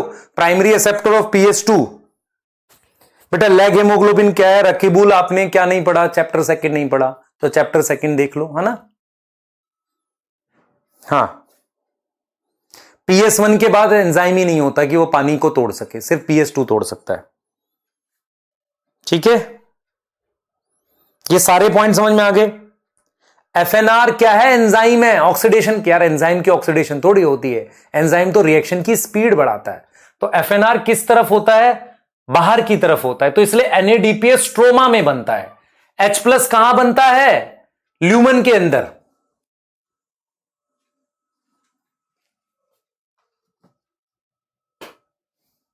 ठीक है, अब देखो मैं जो दोबारा बता रहा हूं, देखो, पानी के टूटने को हम फोटोलिसिस कहते हैं। पानी का टूटना ऑक्सीडेशन कहलाता है। पानी क्यों टूटता है, क्योंकि PS2 इलेक्ट्रॉन डेफिशिएंट, और जो एंजाइम तोड़ता है उसे OEC कहते हैं, ऑक्सीजन इवॉल्विंग कॉम्प्लेक्स। उसमें Mn+2 और Cl- होते हैं। वो किस तरफ होता है? ल्यूमन की साइड, थाइलाकॉइड के अंदर की साइड होता है। इसलिए अंदर मेरे पास क्या बनेगा? H+ और ऑक्सीजन बनेगा। क्लियर है? कैल्शियम बेटा कुछ बुक्स में लिखा है, पर कैल्शियम जनरली कभी आंसर में मिलेगा नहीं आपको। दो ही याद करने आपने, Mn और Cl।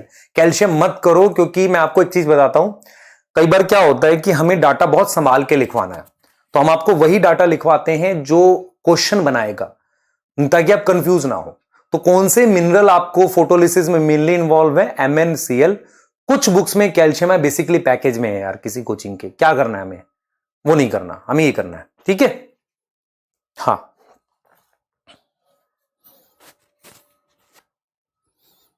क्लियर है? एक बार रिपीट कर देते हैं अगर आपको कोई भी डाउट है। रिपीट कर रहा हूं फिर से समरी की फॉर्म में। PS2 PS1 दोनों अपने इलेक्ट्रॉन कब एक्साइट करेंगे? जब लाइट लेस देन 680 नैनोमीटर आएगी। दोनों के इलेक्ट्रॉन एक्साइट हो गए। PS2 का इलेक्ट्रॉन लिया फियोफाइटिन ने, PS1 का इलेक्ट्रॉन लिया FeS ने। फियोफाइटिन से इलेक्ट्रॉन होते हुए इलेक्ट्रॉन ट्रांसपोर्ट चेन, जिसमें 3 मेंबर आपके हैं, फियोफाइटिन को भी ले लेते हैं। वो क्या है? प्लास्टोक्यूनॉन, साइटोक्रोम B6F और प्लास्टोसाइनिन। इन्हें इलेक्ट्रॉन कैरियर कहते हैं। उससे PS1 पे चला जाता है। PS1 का जो इलेक्ट्रॉन था वो ऑलरेडी FD को मिलेगा। FD से किसके पास जाएगा? NADP+ के पास। तो NADP+ से NADPH बनाने के लिए एक एंजाइम की जरूरत है, जिसका नाम FNR है, फेरोडेक्सिन NADP रिडक्टेज नाम है। वो इस तरफ होता है, बाहर की तरफ। इसीलिए NADPH कहां बनता है? स्ट्रोमा में बनता है। अब ये था बेटा कि PS2 इलेक्ट्रॉन डेफिशिएंट था, उसने पानी तोड़ा। पानी तोड़ने के लिए जो एंजाइम है वो ल्यूमन की साइड है, अंदर की साइड है। बाहर की साइड होता तो पानी बाहर टूटता। बाहर मतलब यहां भी हो सकता था, यहां भी हो सकता, यहां होता है। और पानी तोड़ के उसने H+ और ऑक्सीजन बना दिया। H+ और ऑक्सीजन बना, इलेक्ट्रॉन ले लिए जो उसके पास कम थे। कुछ बच्चों का सवाल यह है कि पानी PS1 क्यों नहीं तोड़ सकता? क्योंकि PS1 के पास इलेक्ट्रॉन वो एंजाइम नहीं है जो पानी तोड़ सकता है। वो सिर्फ किसके पास है? PS2 के पास। तो पानी कौन तोड़ सकता है? सिर्फ PS2। लेकिन किस कंडीशन में तोड़ेगा? यह भी बहुत इंपॉर्टेंट है। क्या हमेशा तोड़ेगा? नहीं, जब वो इलेक्ट्रॉन डेफिशिएंट है। इसका मतलब अगर लाइट नहीं आएगी लेस देन 680 नैनोमीटर, अगर मैं आपसे कहूं लाइट आई 681 नैनोमीटर, 681, तो ये एक्साइट होगा, ये एक्साइट नहीं होगा ना। अगर ये एक्साइट नहीं हुआ तो इलेक्ट्रॉन डेफिशिएंट कैसे हुआ? क्या तब पानी टूटेगा? नहीं टूटेगा। तो फोटोलिसिस, फोटो का मतलब लाइट, लाइसिस मतलब टूटना। तो पानी का लाइट की प्रेजेंस में टूटना, उसके लिए जिस एंजाइम की आवश्यकता होती है उसे Mn और Cl- चाहिए। क्लियर है?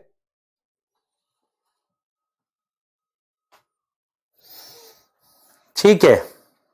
एंजाइम का नाम ऑक्सीजन, ऑक्सीजन इवॉल्विंग कॉम्प्लेक्स।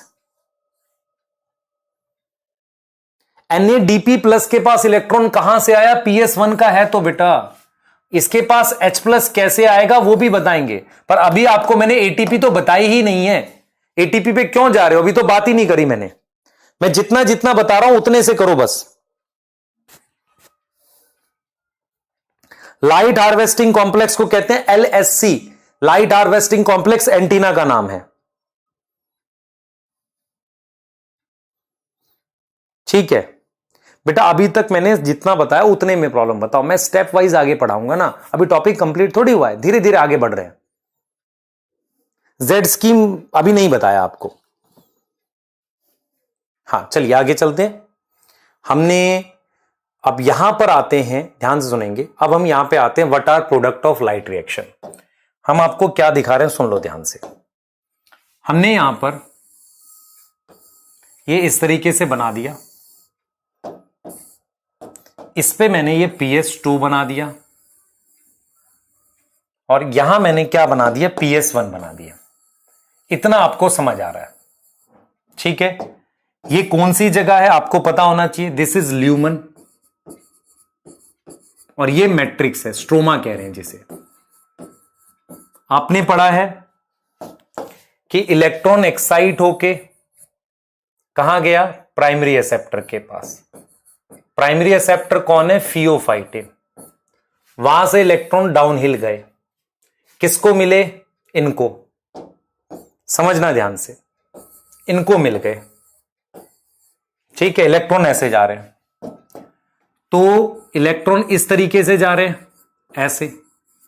और फिर हमने क्या किया, ये प्राइमरी एक्सेप्टर को मिले जिसका नाम FES था, वहां से FD को मिले, और FD से किसको मिले? आप देख सकते हो NADP प्लस से क्या बनाया हमने? NADPH बनाया। ये चीज आप पढ़ चुके हो। अब मेरी बात समझना, जो मैं बोलने जा रहा हूं यहां पर, ध्यान से देखना बेटा, ध्यान से देखना, ध्यान से देखना, बहुत ध्यान से समझना। देखो मेरे पास क्या है, मेरे पास क्या है, यहां पर पहला प्रोडक्ट मैंने लिखा पानी टूटा है। तो जब पानी टूटा है तो 2 H+ बने और साथ में ऑक्सीजन बनी। तो मैं क्या करता हूं, H+ तो यूज हो जाएगा और इलेक्ट्रॉन यूज हो जाएगा। ऑक्सीजन एक तरीके का बाई प्रोडक्ट है, तो पहला प्रोडक्ट मैंने क्या लिख दी है? ऑक्सीजन। प्रोडक्ट जो पहला बना मैंने ऑक्सीजन लिखी है, जो यहां बना। उसके अलावा मेरे पास NADPH बना। सेकेंड प्रोडक्ट क्या बना? NADPH बना। अब मेरी बात सुनना ध्यान से, जब ये इलेक्ट्रॉन डाउनहिल मूव कर रहे थे तो ये मेरे पास प्लास्टोक्विनोन है, यहां साइटोक्रोम B6F है और यहां प्लास्टोसाइनिन है। इस स्टेप में मैं ATP बना लेता हूं। ADP और PI को जोड़ के मैं क्या बना लेता हूं? ATP बनाता हूं। अब आपको यह समझना है ये ATP आया कहां से। एक्चुअल में क्या था, इलेक्ट्रॉन एक्साइट हुए थे और किसको मिले थे? प्राइमरी एक्सेप्टर को। तो जब इलेक्ट्रॉन डाउनहिल मूव करते हैं, जब इलेक्ट्रॉन क्या मूव करते हैं? डाउनहिल मूव करते हैं। तो जब वो डाउनहिल मूव करेंगे तो उस एनर्जी से एटीपी बनाएंगे। तो तीसरा प्रोडक्ट क्या है मेरे पास? एटीपी है बेटा। तीसरा प्रोडक्ट क्या है मेरे पास? एटीपी है। तो ये मेरे पास एक तरीके का बाई प्रोडक्ट है, बाई प्रोडक्ट है। और ये मेरे पास क्या है? दोनों हाई एनर्जी इंटरमीडिएट है, इंटरमीडिएट है। मेरी बात समझना ध्यान से। 3 प्रोडक्ट बनते हैं। पहला बनता है मान लो ऑक्सीजन, जो बाहर मूव कर जाएगा, जो किससे मूव करेगा? Move out from chloroplast. ये वही ऑक्सीजन है जो प्लांट रिलीज करता है। दूसरे 2 प्रोडक्ट कौन से हैं? एक NADPH है और एक ATP है। आपने क्या ध्यान रखना है, NADPH में इलेक्ट्रॉन के साथ साथ एनर्जी भी है, ATP में सिर्फ एनर्जी होती है। और ये किसकी एनर्जी है? इलेक्ट्रॉन्स की। क्योंकि इलेक्ट्रॉन एक्साइट थे, जब डाउनहिल आए तो एनर्जी रिलीज होगी ना।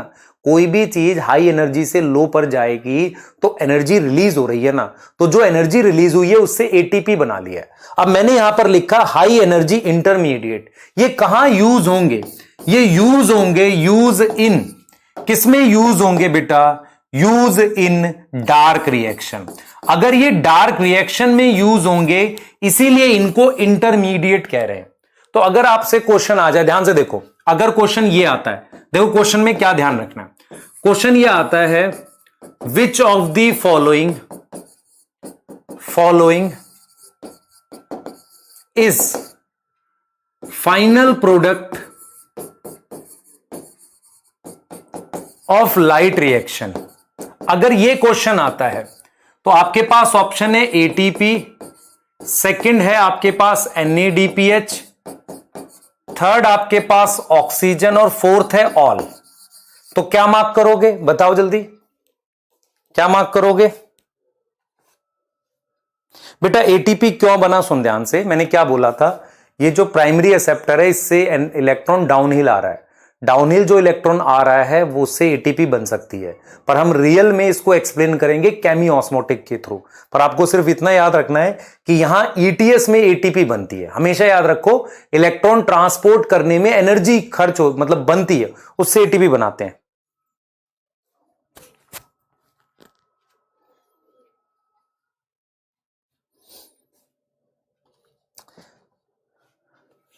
ऑल वालों के नीट में तोते उड़ने वाले हैं, क्योंकि वो ध्यान से पढ़ नहीं रहे हैं। सुनो ध्यान से, आंसर आएगा ऑक्सीजन। रीजन क्या है? यहां पर फाइनल प्रोडक्ट लिखा है, ये इंटरमीडिएट है। अगर क्वेश्चन ये होता which of the following is product of light reaction. Final नहीं लिखा होता। एटीपी, NADPH, ऑक्सीजन, ऑल, तब हम मार्क करते ऑल।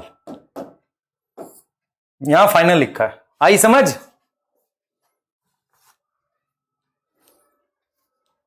हां, समझ आया? इसका मतलब आपके दिमाग में जानी चाहिए कि NADPH और ATP is not final product of light reaction, they are high energy intermediate, एक हाई ऊर्जा इंटरमीडिएट है जिनका इस्तेमाल डार्क रिएक्शन में होगा, वो फाइनल प्रोडक्ट नहीं है।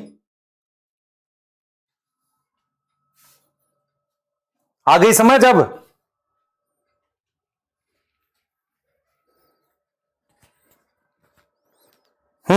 बहुत बढ़िया। फाइनल प्रोडक्ट तब लोगे जब फाइनल प्रोडक्ट नहीं, आपको प्रोडक्ट बोले तो तीनों है, फाइनल बोलोगे तो ऑक्सीजन है, इंटरमीडिएट प्रोडक्ट बोलेगा तो दो है, एटीपी और NADPH, क्योंकि ये कहीं और यूज होंगे और ये दोनों हाई एनर्जी प्रोडक्ट है। मतलब NADPH में इलेक्ट्रॉन तो है ही, ऊर्जा भी है, और एटीपी में सिर्फ एनर्जी है।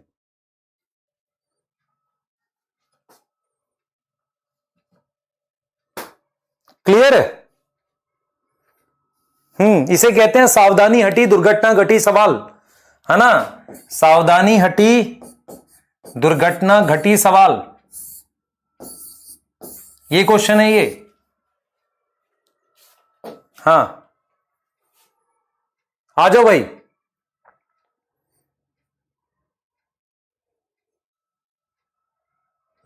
ये क्लियर हो गया आपको सबको कि प्रोडक्ट क्या है? अब जरा कुछ चीजें बता रहा हूं, ध्यान से सुनो बेटा, ध्यान सुनेंगे। अब आओ कि मेरे पास non cyclic flow of electron क्या होता है और साइक्लिक फ्लो ऑफ इलेक्ट्रॉन क्या होता है, उसको समझेंगे। सुनना ध्यान से, ठीक है? बिल्कुल सही है।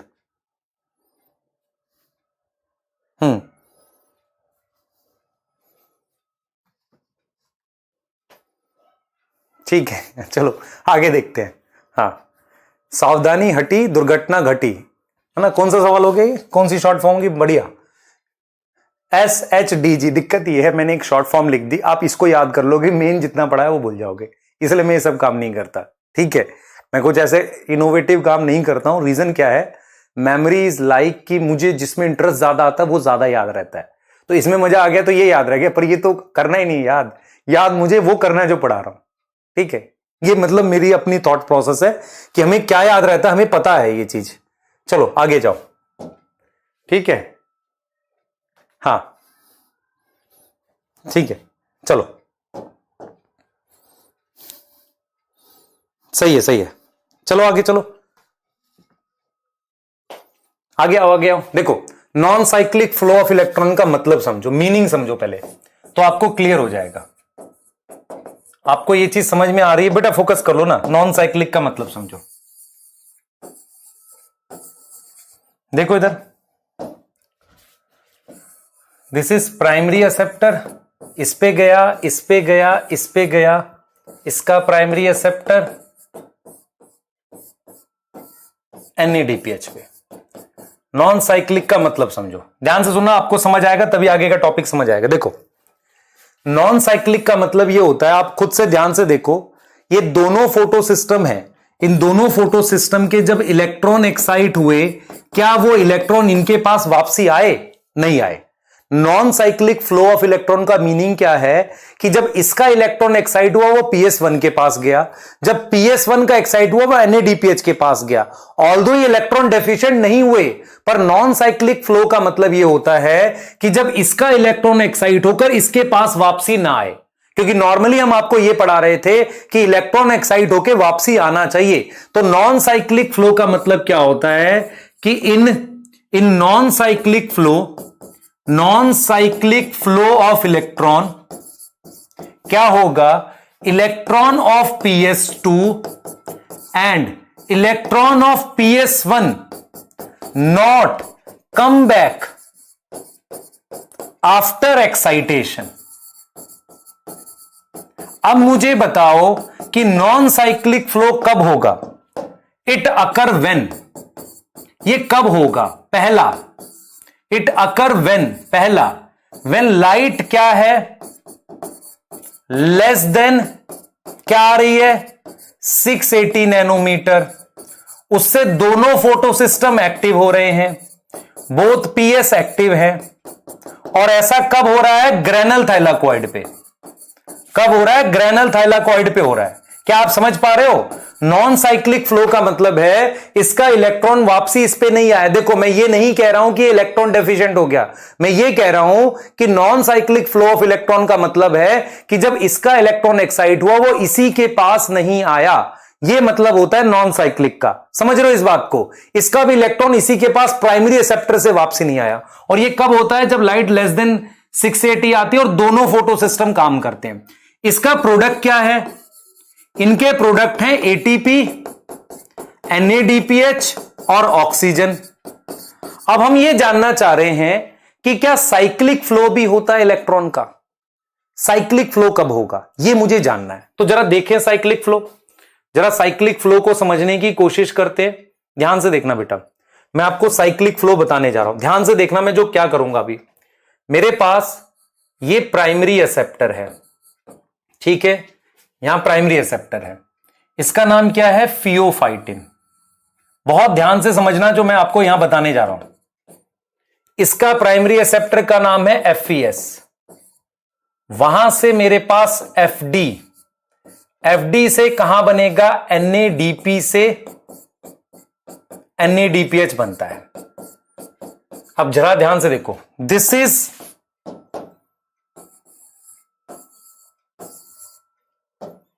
ये क्या है? प्लास्टोक्यूनोन, साइटोक्रोम B6F और प्लास्टोसाइनिन। इलेक्ट्रॉन ऐसे पास हो सकते हैं। अब देखो मैं क्या बता रहा हूं, साइक्लिक फ्लो का क्या मतलब होता है। साइक्लिक फ्लो ऑफ इलेक्ट्रॉन का क्या मतलब होता है कि मेरे पास, बहुत ध्यान से सुनना, क्लोरोप्लास्ट में कुछ ऐसी कंडीशन होती है जिसमें सिर्फ PS1 एक्टिव होता है। तो मेरे पास क्या होगा? When light more than 680 nanometre आ जाए, अगर 680 700 से कमी होनी चाहिए नैनोमीटर आए, तो ओनली PS1 एक्टिव है। PS1 एक्टिव का क्या मतलब हुआ समझो। PS1 एक्टिव का मतलब इसके इलेक्ट्रॉन एक्साइट नहीं होंगे एट लाइट कितनी? मोर देन 680। अगर 680 से ज्यादा आ जाए तो इसके इलेक्ट्रॉन क्या होंगे? नो एक्साइटेशन ऑफ इलेक्ट्रॉन, इसके इलेक्ट्रॉन एक्साइट नहीं होंगे। आप देख पा रहे हो क्यों? क्योंकि भाई लाइट्स को तो 680 या उससे कम चाहिए। तो अगर लाइट लेस देन 680 नैनोमीटर आती है, सॉरी मोर देन 680 नैनोमीटर आती है, इसके इलेक्ट्रॉन एक्साइट नहीं होंगे, इसके इलेक्ट्रॉन एक्साइट हो गए। अब देखो, इसका इलेक्ट्रॉन तो एक्साइट हो गया, चलो कर दिया एक्साइट। अब मुझे एक चीज बताओ, इसका एक इलेक्ट्रॉन एक्साइट हुआ और उसने अगर FD को दे दिया तो NADPH बन जाएगा, लेकिन इसका इलेक्ट्रॉन एक्साइट नहीं हुआ है। तो इसका मतलब यहां से इलेक्ट्रॉन यहां नहीं आ रहा। मेरी बात समझ रहे हो? मैं कह रहा हूं एक ऐसी कंडीशन ले लेते हैं जब लाइट मोर देन 680 नैनोमीटर आती है, 680 नैनोमीटर आती है, उस केस में क्या होगा? उस केस में क्या होगा? PS2 एक्टिव नहीं होगा। PS2 एक्टिव ना होने का क्या मतलब है? PS2 के इलेक्ट्रॉन एक्साइट नहीं होंगे।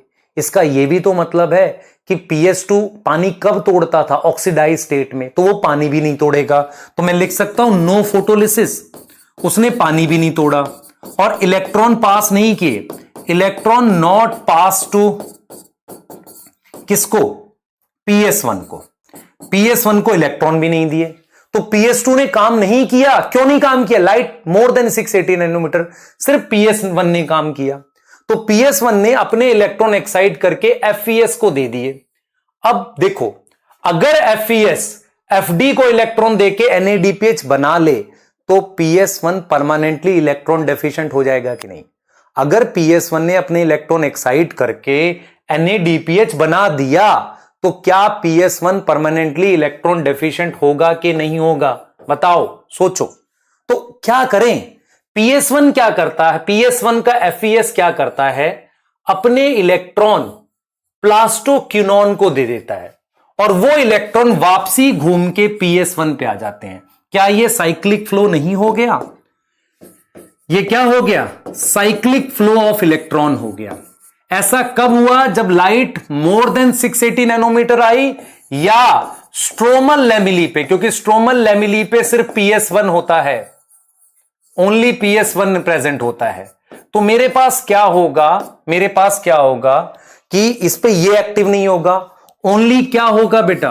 ओनली PS1 एक्टिव होगा और मेरे पास क्या होगा? साइक्लिक फ्लो ऑफ इलेक्ट्रॉन होगा। साइक्लिक फ्लो ऑफ इलेक्ट्रॉन होगा। साइक्लिक फ्लो ऑफ इलेक्ट्रॉन से क्या होगा? Electron from FES is pass to ETS, electron transport chain को, ETC को, इलेक्ट्रॉन ट्रांसपोर्ट चेन को मिलेगा। तो आप देखो FES से किसको मिला? प्लास्टोक्विनोन, साइटोक्रोम B6F, प्लास्टोसाइनिन और वापसी PS1 आ गया कि नहीं? बताओ क्या ये हुआ कि नहीं? खुद से सोचो। PS1 से FES पे गया, ये वापसी हो गया। This is cyclic flow. तो आपको ये समझ में आना चाहिए नॉन साइक्लिक फ्लो कब होता है? जब ये दोनों एक्टिव हो। जब ये अकेला एक्टिव होगा तो कौन सा होगा? Cyclic flow. साइक्लिक फ्लो में क्या पानी टूटेगा? नहीं, PS2 तो एक्टिव नहीं है। NADPH बनेगा? नहीं बन सकता, क्योंकि इलेक्ट्रॉन आ ही नहीं रहे पीछे से। सिर्फ क्या होगा? यहां पर ATP बनेगा। ओनली क्या होगा? ATP बन सकता है, क्योंकि ATP इलेक्ट्रॉन की एनर्जी से बन रहा था, तो ATP बन सकता है। तो प्रोडक्ट क्या बना बेटा इसका? प्रोडक्ट बना ओनली ATP। तो आप में से बहुत सारे बच्चों को यह समझ में आ गया कि साइक्लिक नॉन साइक्लिक अलग अलग नहीं होता। कुछ पर्टिकुलर कंडीशन में साइक्लिक चलने लगता है। क्यों चलने लगता है? क्योंकि PS1 का तो इलेक्ट्रॉन एक्साइट हो गया, उसको मैं अगर NADPH को दे दूंगा, NADP+ को दे दूंगा, तो इलेक्ट्रॉन डेफिशिएंट, और इलेक्ट्रॉन डेफिशिएंट फोटो सिस्टम के दोबारा इलेक्ट्रॉन एक्साइट खराब हो गया ना वो, तो इसलिए उसको घुमा देते हैं। घुमा देते हैं कैसे? साइक्लिक में ले आते हैं। आ रहा है समझ? हाँ, NADPH नहीं बनेगा। हां, अब ये सवाल ये है कि FES कैसे डिसाइड करेगा? अब देखो सवाल ये है यार, FES की आंखें हैं क्या? उसको ऐसे आंखें हैं, कैसे डिसाइड करेगा कि किसको देना है? उसको देना है कि उसको देना है? यहां आता है रिडॉक्स स्केल। जब आप केमिस्ट्री में पढ़ोगे कि किसका रिडक्शन पोटेंशियल ज्यादा है, कौन इलेक्ट्रॉन लेना चाहता है, तो हम ये बोलेंगे कि प्लास्टोक्विनोन का उस वक्त वो इलेक्ट्रॉन डेफिशिएंट है, उसका रिडक्शन पोटेंशियल ज्यादा होगा FD के कंपैरिजन में, इसलिए प्लास्टोक्विनोन इलेक्ट्रॉन ले पाएगा। FES तो न्यूट्रल है, उसको नहीं पता किसको देना है, पर जिसका RP रिडक्शन पोटेंशियल क्या होगा? ज्यादा होगा, वो रिड्यूस करना चाहेगा, वो इलेक्ट्रॉन ले लेगा।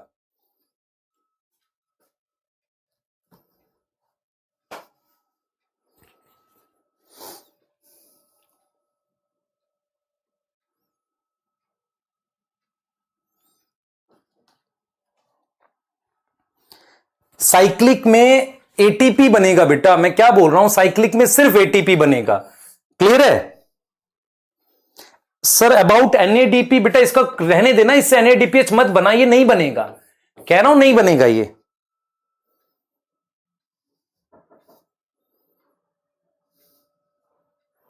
बच्चे मेरे PI मतलब फॉस्फेट होता है, मैं वो सारा बता रहा हूं। आप में से जिन बच्चों को नहीं पता, देखो मेरी बात सुनो। ATP ADP से जब मैं PI जोड़ता हूं उससे ATP बनता है। जिस बच्चे को ये PI नहीं पता, ये इनऑर्गेनिक फॉस्फेट है। मेरी बात समझना, आपने फॉस्फोरिक एसिड पढ़ा है, वो इनऑर्गेनिक फॉस्फेट होता है, मतलब उसको प्लांट रूट से लेता है। जो ATP है प्लांट अपने अंदर बनाता है। तो ATP या nucleotide, they are organic phosphate, they are organic. ठीक है?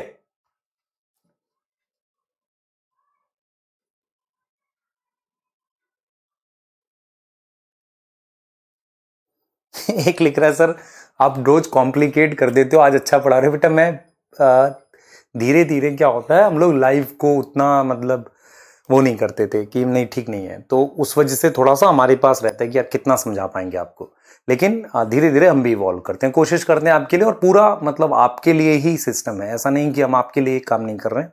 ठीक है, चलो क्लियर? आप नेगेटिव भी बोल रहे हो, हम उसको पॉजिटिव लेंगे, क्योंकि बेटा हमें क्या करना है, एक तरह से इस तरीके से आपको पढ़ाना है कि आपको सब समझ में, ये हमारी रिस्पॉन्सिबिलिटी। अगर नहीं आएगा तो फिर हम क्यों टाइम वेस्ट कर रहे इतना सारा। अब देखो जरा एक बार एक सोचो, एक दिमाग में लाओ, साइक्लिक कब होगा? ये जब दोनों एक्टिव होंगे। अगर मैं आपसे कहूं, देखो मैं आपको इस डायग्राम पे लेके जाऊं, यहां देखना बेटा, ये वाला डायग्राम देखो, मैं आपको इस डायग्राम पे लेके जाऊं तो आप कहोगे सर इस वाले पर तो साइक्लिक और नॉन साइक्लिक दोनों हो सकता है। क्यों हो सकता है? इस पे नॉन साइक्लिक होगा। नॉन साइक्लिक कब होगा? जब लाइट कितनी आएगी? लाइट लेस देन 680 आएगी। और जब लाइट मोर देन 680 आएगी तो नॉन साइक्लिक हो जाएगा, सॉरी साइक्लिक हो जाएगा। ये समझ में आ रहा है? साइक्लिक हो जाएगा। और ये स्ट्रोमल है ना, इस पे तो सिर्फ PS1 है, तो PS1 में क्या होगा? सिर्फ साइक्लिक होगा। तो साइक्लिक फ्लो ऑफ इलेक्ट्रॉन में सिर्फ ATP बनता है, और नॉन साइक्लिक में 3 चीजें बनती हैं, है ना? क्लियर? हां, आ जाओ जरा, आ जाओ। क्लियर? आ जाओ बेटा, आ जाओ, इधर आ जाओ। अब जरा आप में से मुझे एक चीज बताओ, अब ध्यान से देखना, मैं आपको Z स्कीम भी बता रहा हूं, वो सारी चीजें बता रहा हूं। मुझे एक चीज बताओ, आप ध्यान से सोच के बताओ, सोच के बताओ। देखो ADP एक कंपाउंड होता है, उस पे जब हम फॉस्फेट जोड़ते हैं तो addition of phosphate, addition of phosphate, उसके लिए हम वर्ड यूज करते हैं, ध्यान देंगे, उसके लिए हम वर्ड यूज करते हैं फॉस्फोराइलेशन। क्या वर्ड यूज करते हैं? फॉस्फोराइलेशन। फॉस्फेट जोड़ने को फॉस्फोराइलेशन कहते हैं। ATP बन गया, फोकस करना। तो इसका मतलब synthesis of ATP, synthesis of ATP को हमने क्या नाम दिया? फॉस्फोराइलेशन। क्या नाम दिया बेटा? फॉस्फोराइलेशन नाम दिया। और अगर ये फॉस्फोराइलेशन लाइट की प्रेजेंस में हो, synthesis of ATP in light हो, लाइट की प्रेजेंस में हो, तो क्या नाम दे दोगे इसे? फोटोफॉस्फोराइलेशन। क्या नाम दोगे? फोटोफॉस्फोराइलेशन। आ गई बात समझ?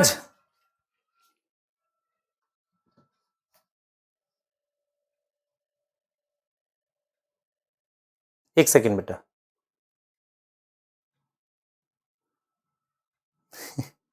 इधर देखो, क्या ये ठीक है? ATP बनाने को फॉस्फोराइलेशन कहेंगे और लाइट की प्रेजेंस में फोटोफॉस्फोराइलेशन कहेंगे। अब मुझे ये चीज समझाना आपको, यहां आ जाओ। जब मैंने यहां पर साइक्लिक फ्लो लिखा, ध्यान देना बेटा, मैंने यहां पर, ध्यान देना, मैंने यहां पर जब साइक्लिक फ्लो लिखा, ध्यान दो बेटा, इधर फोकस करो। देखो जब मैं यहां पर ध्यान सुनना, मैं जब साइक्लिक फ्लो ऑफ इलेक्ट्रॉन की बात कर रहा हूं और non cyclic flow of electron की बात कर रहा हूं, सुनना। देखो बहुत सारे बच्चों को यह नहीं पता चलता है कि इनका नाम ऐसा क्यों रखा गया है। सुन लो, सोचो, जब मैं यहां साइक्लिक फ्लो ऑफ इलेक्ट्रॉन, किसके प्रोडक्ट बताओ? प्रोडक्ट बताओ, आपको समझ आ जाएगा। प्रोडक्ट क्या है? ATP। और यहां प्रोडक्ट क्या है? प्रोडक्ट क्या है बेटा? ATP, NADPH और ऑक्सीजन, ये प्रोडक्ट है। तो अब मैं आपसे ये पूछना चाह रहा हूं, इन दोनों प्रोसेस में कॉमन क्या है? आप कहोगे सर ATP सिंथेसिस। तो इसीलिए उस प्रोसेस, उस बात को कॉमन लेकर कि भाई दोनों में ATP बन रहा है, साइक्लिक और नॉन साइक्लिक में, इसको बेस बनाकर इस प्रोसेस का नाम रखा गया है। इसको नाम दिया गया है, ध्यान सुने, इसे नाम दिया गया है साइक्लिक फोटोफॉस्फोराइलेशन। तो जो साइक्लिक फ्लो ऑफ इलेक्ट्रॉन है ना, उसका नाम ये रखा गया। क्यों रखा गया भाई? क्योंकि इसमें ATP बन रही है साइक्लिक फ्लो से, और ATP इसमें भी बन रही है, बाकी चीजें बन रही हैं, पर इसको बेस बनाया है, बेसिस फॉर नेम। तो इसको नाम दिया गया नॉन साइक्लिक, और लाइट की प्रेजेंस में ATP बन रही है फोटोफॉस्फोराइलेशन। तो आपको यह समझ में आया आज कि यह नाम क्यों रखा गया था? क्योंकि दोनों में कॉमन क्या है? ATP बनना कॉमन है। तो दोनों में ATP बनना कॉमन है, इसलिए इसका नाम साइक्लिक फोटोफॉस्फोराइलेशन, किसका? साइक्लिक फ्लो ऑफ इलेक्ट्रॉन का। अब इसमें क्या होगा बेटा? Only PS1 active. इसमें क्या होगा? Both PS1 and PS2 active. दूसरा, इसकी लोकेशन कहां है साइक्लिक की? लोकेशन सबसे पहले स्ट्रोमल लेमिली, और कहां है? जहां पर सिर्फ PS1 होता है। दूसरा, ग्रेनल थाइलाकॉइड, पर ग्रेनल में केस चाहिए मुझे कौन सा? जब लाइट क्या आ जाए, लाइट मोर देन 680 हो, तभी ग्रेनल पर होगा। यह समझ में आया? इसकी लोकेशन, इसकी लोकेशन आएगी, इसकी लोकेशन आएगी ग्रेनल थाइलाकॉइड, ग्रेनल थाइलाकॉइड। और ग्रेनल थाइलाकॉइड में क्या, व्हेन लाइट क्या है, लेस देन 680, लेस देन, मुझे एक चीज बताओ, मैं लेस देन 680 लिखूंगा कि इक्वल टू भी लिख सकता हूं? आप कहोगे सर इक्वल टू भी लिख सकता हूं, क्यों? क्योंकि 680 पे रिएक्शन सेंटर तो एब्जॉर्ब कर ही लेगा ना। लेस देन और इक्वल टू 680। हां भाई, इसमें फोटोलिसिस होगी, फोटोलिसिस नॉट अकर, पानी नहीं टूटेगा, और NADPH नॉट फॉर्म, इसमें फोटोलिसिस होगी तो ऑक्सीजन बनेगी और NADPH भी बनेगा, पर दोनों में कॉमन क्या है? ATP बनना, इसलिए हमने नाम लिखा। क्लियर है? क्लियर? क्लियर है बेटा? छुट्टी आपकी मतलब असल में क्या है, केमिस्ट्री, उसकी फिजिक्स की क्लास लेट थी ना, तो केमिस्ट्री शायद 1:30 के आसपास स्टार्ट हो आपकी, तो 5-10 मिनट और बता देता हूं बस, ठीक है? फिर ब्रेक मिल जाएगा आपको। हाँ ठीक है, परेशान मत हो। देख लो देख लो क्या चीज नहीं समझ में आई। देखो अब हम क्या करते हैं, बड़ा सा नाम देख के डर जाते हैं। सबसे पहले समझो फोटो, फोटो मतलब लाइट, फॉस्फोराइलेशन मतलब एटीपी। ये नॉन साइक्लिक फ्लो की वजह से हो रहा है, ये साइक्लिक फ्लो की वजह से हो रहा है। कॉमन क्या है दोनों में? एटीपी, इसलिए नाम ऐसे रखा गया इनका। ये क्लियर होना चाहिए, है ना? ठीक है बेटा, ठीक है। आइए आइए, एक चीज और मैं आपको समझाना चाह रहा था। जेड स्कीम एक बच्चे बोल रहे थे, जरा जेड स्कीम भी देख लो क्या होती है। भाई देखो, हम क्या करते हैं, ध्यान से सुनो। ये एक्चुअल पोजीशंस हैं किसकी? Position of photo system. ध्यान से समझना, ये एक्चुअल पोजीशंस हैं फोटो सिस्टम की। अगर मैं फोटो सिस्टम को किसी स्केल पर बनाऊं, इस तरीके से किसी स्केल पर बनाऊं, ऐसे फोटो सिस्टम को एक स्केल पर बनाऊं, एक ऐसे स्केल बनाऊं, इस पर मैं फोटो सिस्टम को ड्रॉ करूं, जहां पर, ध्यान से सुनेंगे, ध्यान से सुनो मैं क्या बोल रहा हूं। ये एक्चुअल पोजीशन है किसकी? PS2 की और PS1 की। मैं रिपीट कर रहा हूं, PS2 और PS1 की एक्चुअल पोजीशन ऐसे ही होती है कि भाई PS2 मेम्ब्रेन पे लगा, PS1 मेम्ब्रेन पे लगा है। लेकिन अगर मैं PS2 और PS1 को किसी रिडॉक्स स्केल पर बनाऊं, तो मैं यहां पर क्या लिखूंगा? अगर आप ध्यान से देखो, मैं नीचे लिखूंगा फ्लो ऑफ इलेक्ट्रॉन। तो इलेक्ट्रॉन जो है इस डायरेक्शन में फ्लो कर रहा है, और यहां पर मैं लिख रहा हूं मतलब रिडॉक्स स्केल। मैं यहां पर रिडॉक्स लिख रहा हूं, रिडॉक्स स्केल लिख रहा हूं, कौन किससे इलेक्ट्रॉन लेता है। तो मुझे कुछ ऐसा मिलने वाला है, ध्यान देंगे, मुझे कुछ ऐसा मिलने वाला है कि ये PS2 है, ये PS2 है, और यहां PS1 है। तो इसका जो इलेक्ट्रॉन है, इसका जो इलेक्ट्रॉन है वो ऐसे एक्साइट हुआ, जो प्राइमरी एक्सेप्टर को मिला यहां पर, और फिर इसको मिला, और फिर यहां से एक्साइट हुआ इसके प्राइमरी एक्सेप्टर पर। तो ये 680 है और ये क्या है? 700 नैनोमीटर है। तो जब मैं इसको ऐसे ड्रॉ करूंगा तो एक जेड शेप आएगी। तो इसका मतलब ये हुआ, मेरी बात सुनो, इन रियलिटी तो ये मेम्ब्रेन पर होते हैं। जब मैं एक रिडॉक्स स्केल पर बनाता हूं, व्हाट इज रिडॉक्स स्केल? कौन किससे इलेक्ट्रॉन लेगा? तो PS2 से इलेक्ट्रॉन किस पे जा रहा है? PS1 पे जा रहा है। तो पहले इलेक्ट्रॉन इस पे गया, तो इसका मतलब ये डाउनहिल हो गया, यहां इलेक्ट्रॉन ट्रांसपोर्ट चेन हो गई ना, यहां इलेक्ट्रॉन ट्रांसपोर्ट चेन हो गई। इसे हम क्या लिख रहे हैं बेटा, डाउनहिल लिख रहे हैं, है ना। आपको समझ में आ रहा, फिर यहां से ऐसे जाएगा, तो मेरे पास क्या आएगी, when we plot both photosystem on redox scale, किस पे ड्रॉ कर रहा हूं, रिडॉक्स स्केल पे ड्रॉ कर रहा हूं, तो मुझे क्या मिलेगी, जेड शेप मिलेगी। क्या मिलेगी, जेड शेप मिलेगी। तो मैं जब दोनों को रिडॉक्स स्केल पे ड्रॉ करूंगा तो मुझे जेड शेप मिलेगी। ये जो जेड शेप है, ये देख रहे हो, ये जेड शेप मिलेगी। इसे हम क्या बोलते हैं बेटा, जेड स्कीम बोलते हैं। तो non cyclic flow of electron, non cyclic flow of electron को हम एक और नाम देते हैं जेड स्कीम। क्यों देते हैं, क्योंकि जब मैं दोनों फोटो सिस्टम को, रियलिटी में तो ऐसे होते हैं, किसी स्केल पे बनाता हूं तो इधर फ्लो ऑफ इलेक्ट्रॉन है, इधर रिडॉक्स स्केल है, कि PS2 का इलेक्ट्रॉन एक्साइट हुआ और फिर ये डाउनहिल गया, फिर ऐसे। इस वाले को हम उतना कंसिडर नहीं करते, तो हम ये वाली शेप ले लेते हैं जिसे हम जेड बोलते हैं। ये हल्का सा नीचे होगा, ये हल्का सा ऊपर होगा, आप देख सकते हो, तभी आपको इलेक्ट्रॉन मूव भी कर पाओगे। ये 680 है, ये 700 है, तो फ्लो ऑफ इलेक्ट्रॉन ऐसे है। क्लियर है? हाँ, जेड स्कीम बेटा, एन मत ले। अब एक बच्चे ने पूछा एन क्यों नहीं लिख रहे यार, मेरे को कैसे पता होगा। अब ये साइंटिस्ट ने उसको जेड देखा तो जेड बोल दिया, एन बोल देते तो वो एन बोल देते। एग्जैक्टली मैं तो ये बता पा रहा हूं कि ये इनको जब आप इस पे ड्रॉ करोगे तो क्या लिखोगे, जेड स्कीम लिखोगे। हाँ, क्लियर। अब आप ये चीज समझ पा रहे हो कि बायो में केमिस्ट्री का भी बहुत रोल होता है।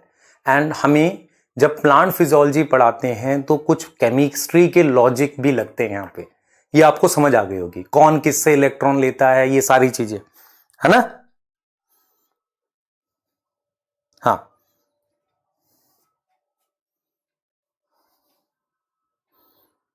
ठीक है। अब एक बच्चा कहेगा कि जेड स्कीम किसने दी थी, एनसीईआरटी में नहीं दिया, नाम नहीं करेंगे हम। फोटोलिसिस समझ में आ गया। अच्छा, अब आपको ये पिक्चर,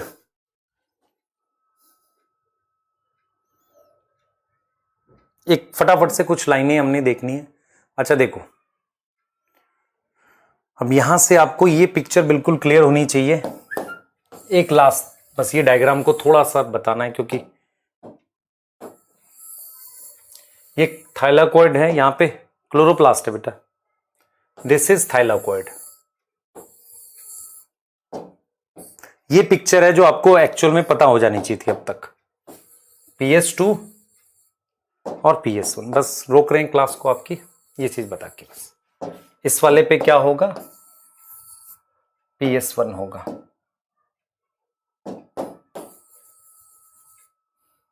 ये क्लियर हो गया ये चीज। ये PS2 है और ये PS1 है। अब मेरी बात ध्यान से सुनना, ये स्ट्रोमा है। एक बार पिक्चर अपने दिमाग में ले लो, लाइट कितनी आई, मान लो 670 नैनोमीटर आई, दोनों के इलेक्ट्रॉन एक्साइट हुए। आपको ये क्लियर है, पानी यहां टूटा है, पानी यहां टूटा है तो 2H+ यहां बने और ऑक्सीजन यहां बना। एनसीईआरटी कह रही है इस प्रोटॉन का क्या होगा वो बताएंगे। उसके बाद ये प्राइमरी एक्सेप्टर है, वहां से आपके पास ये ETS है, ऐसे ये चीज है बेटा, ऐसे। क्लियर है? हां, ठीक है, क्लियर। बस एक चीज सुनो ध्यान से, ये है, ठीक है, ये इस तरीके से। फिर इसको मैंने एक्साइट किया और यहां पे मैं आपसे ये बताना चाह रहा हूं कि कुछ पोजीशंस आपको पता होनी चाहिए।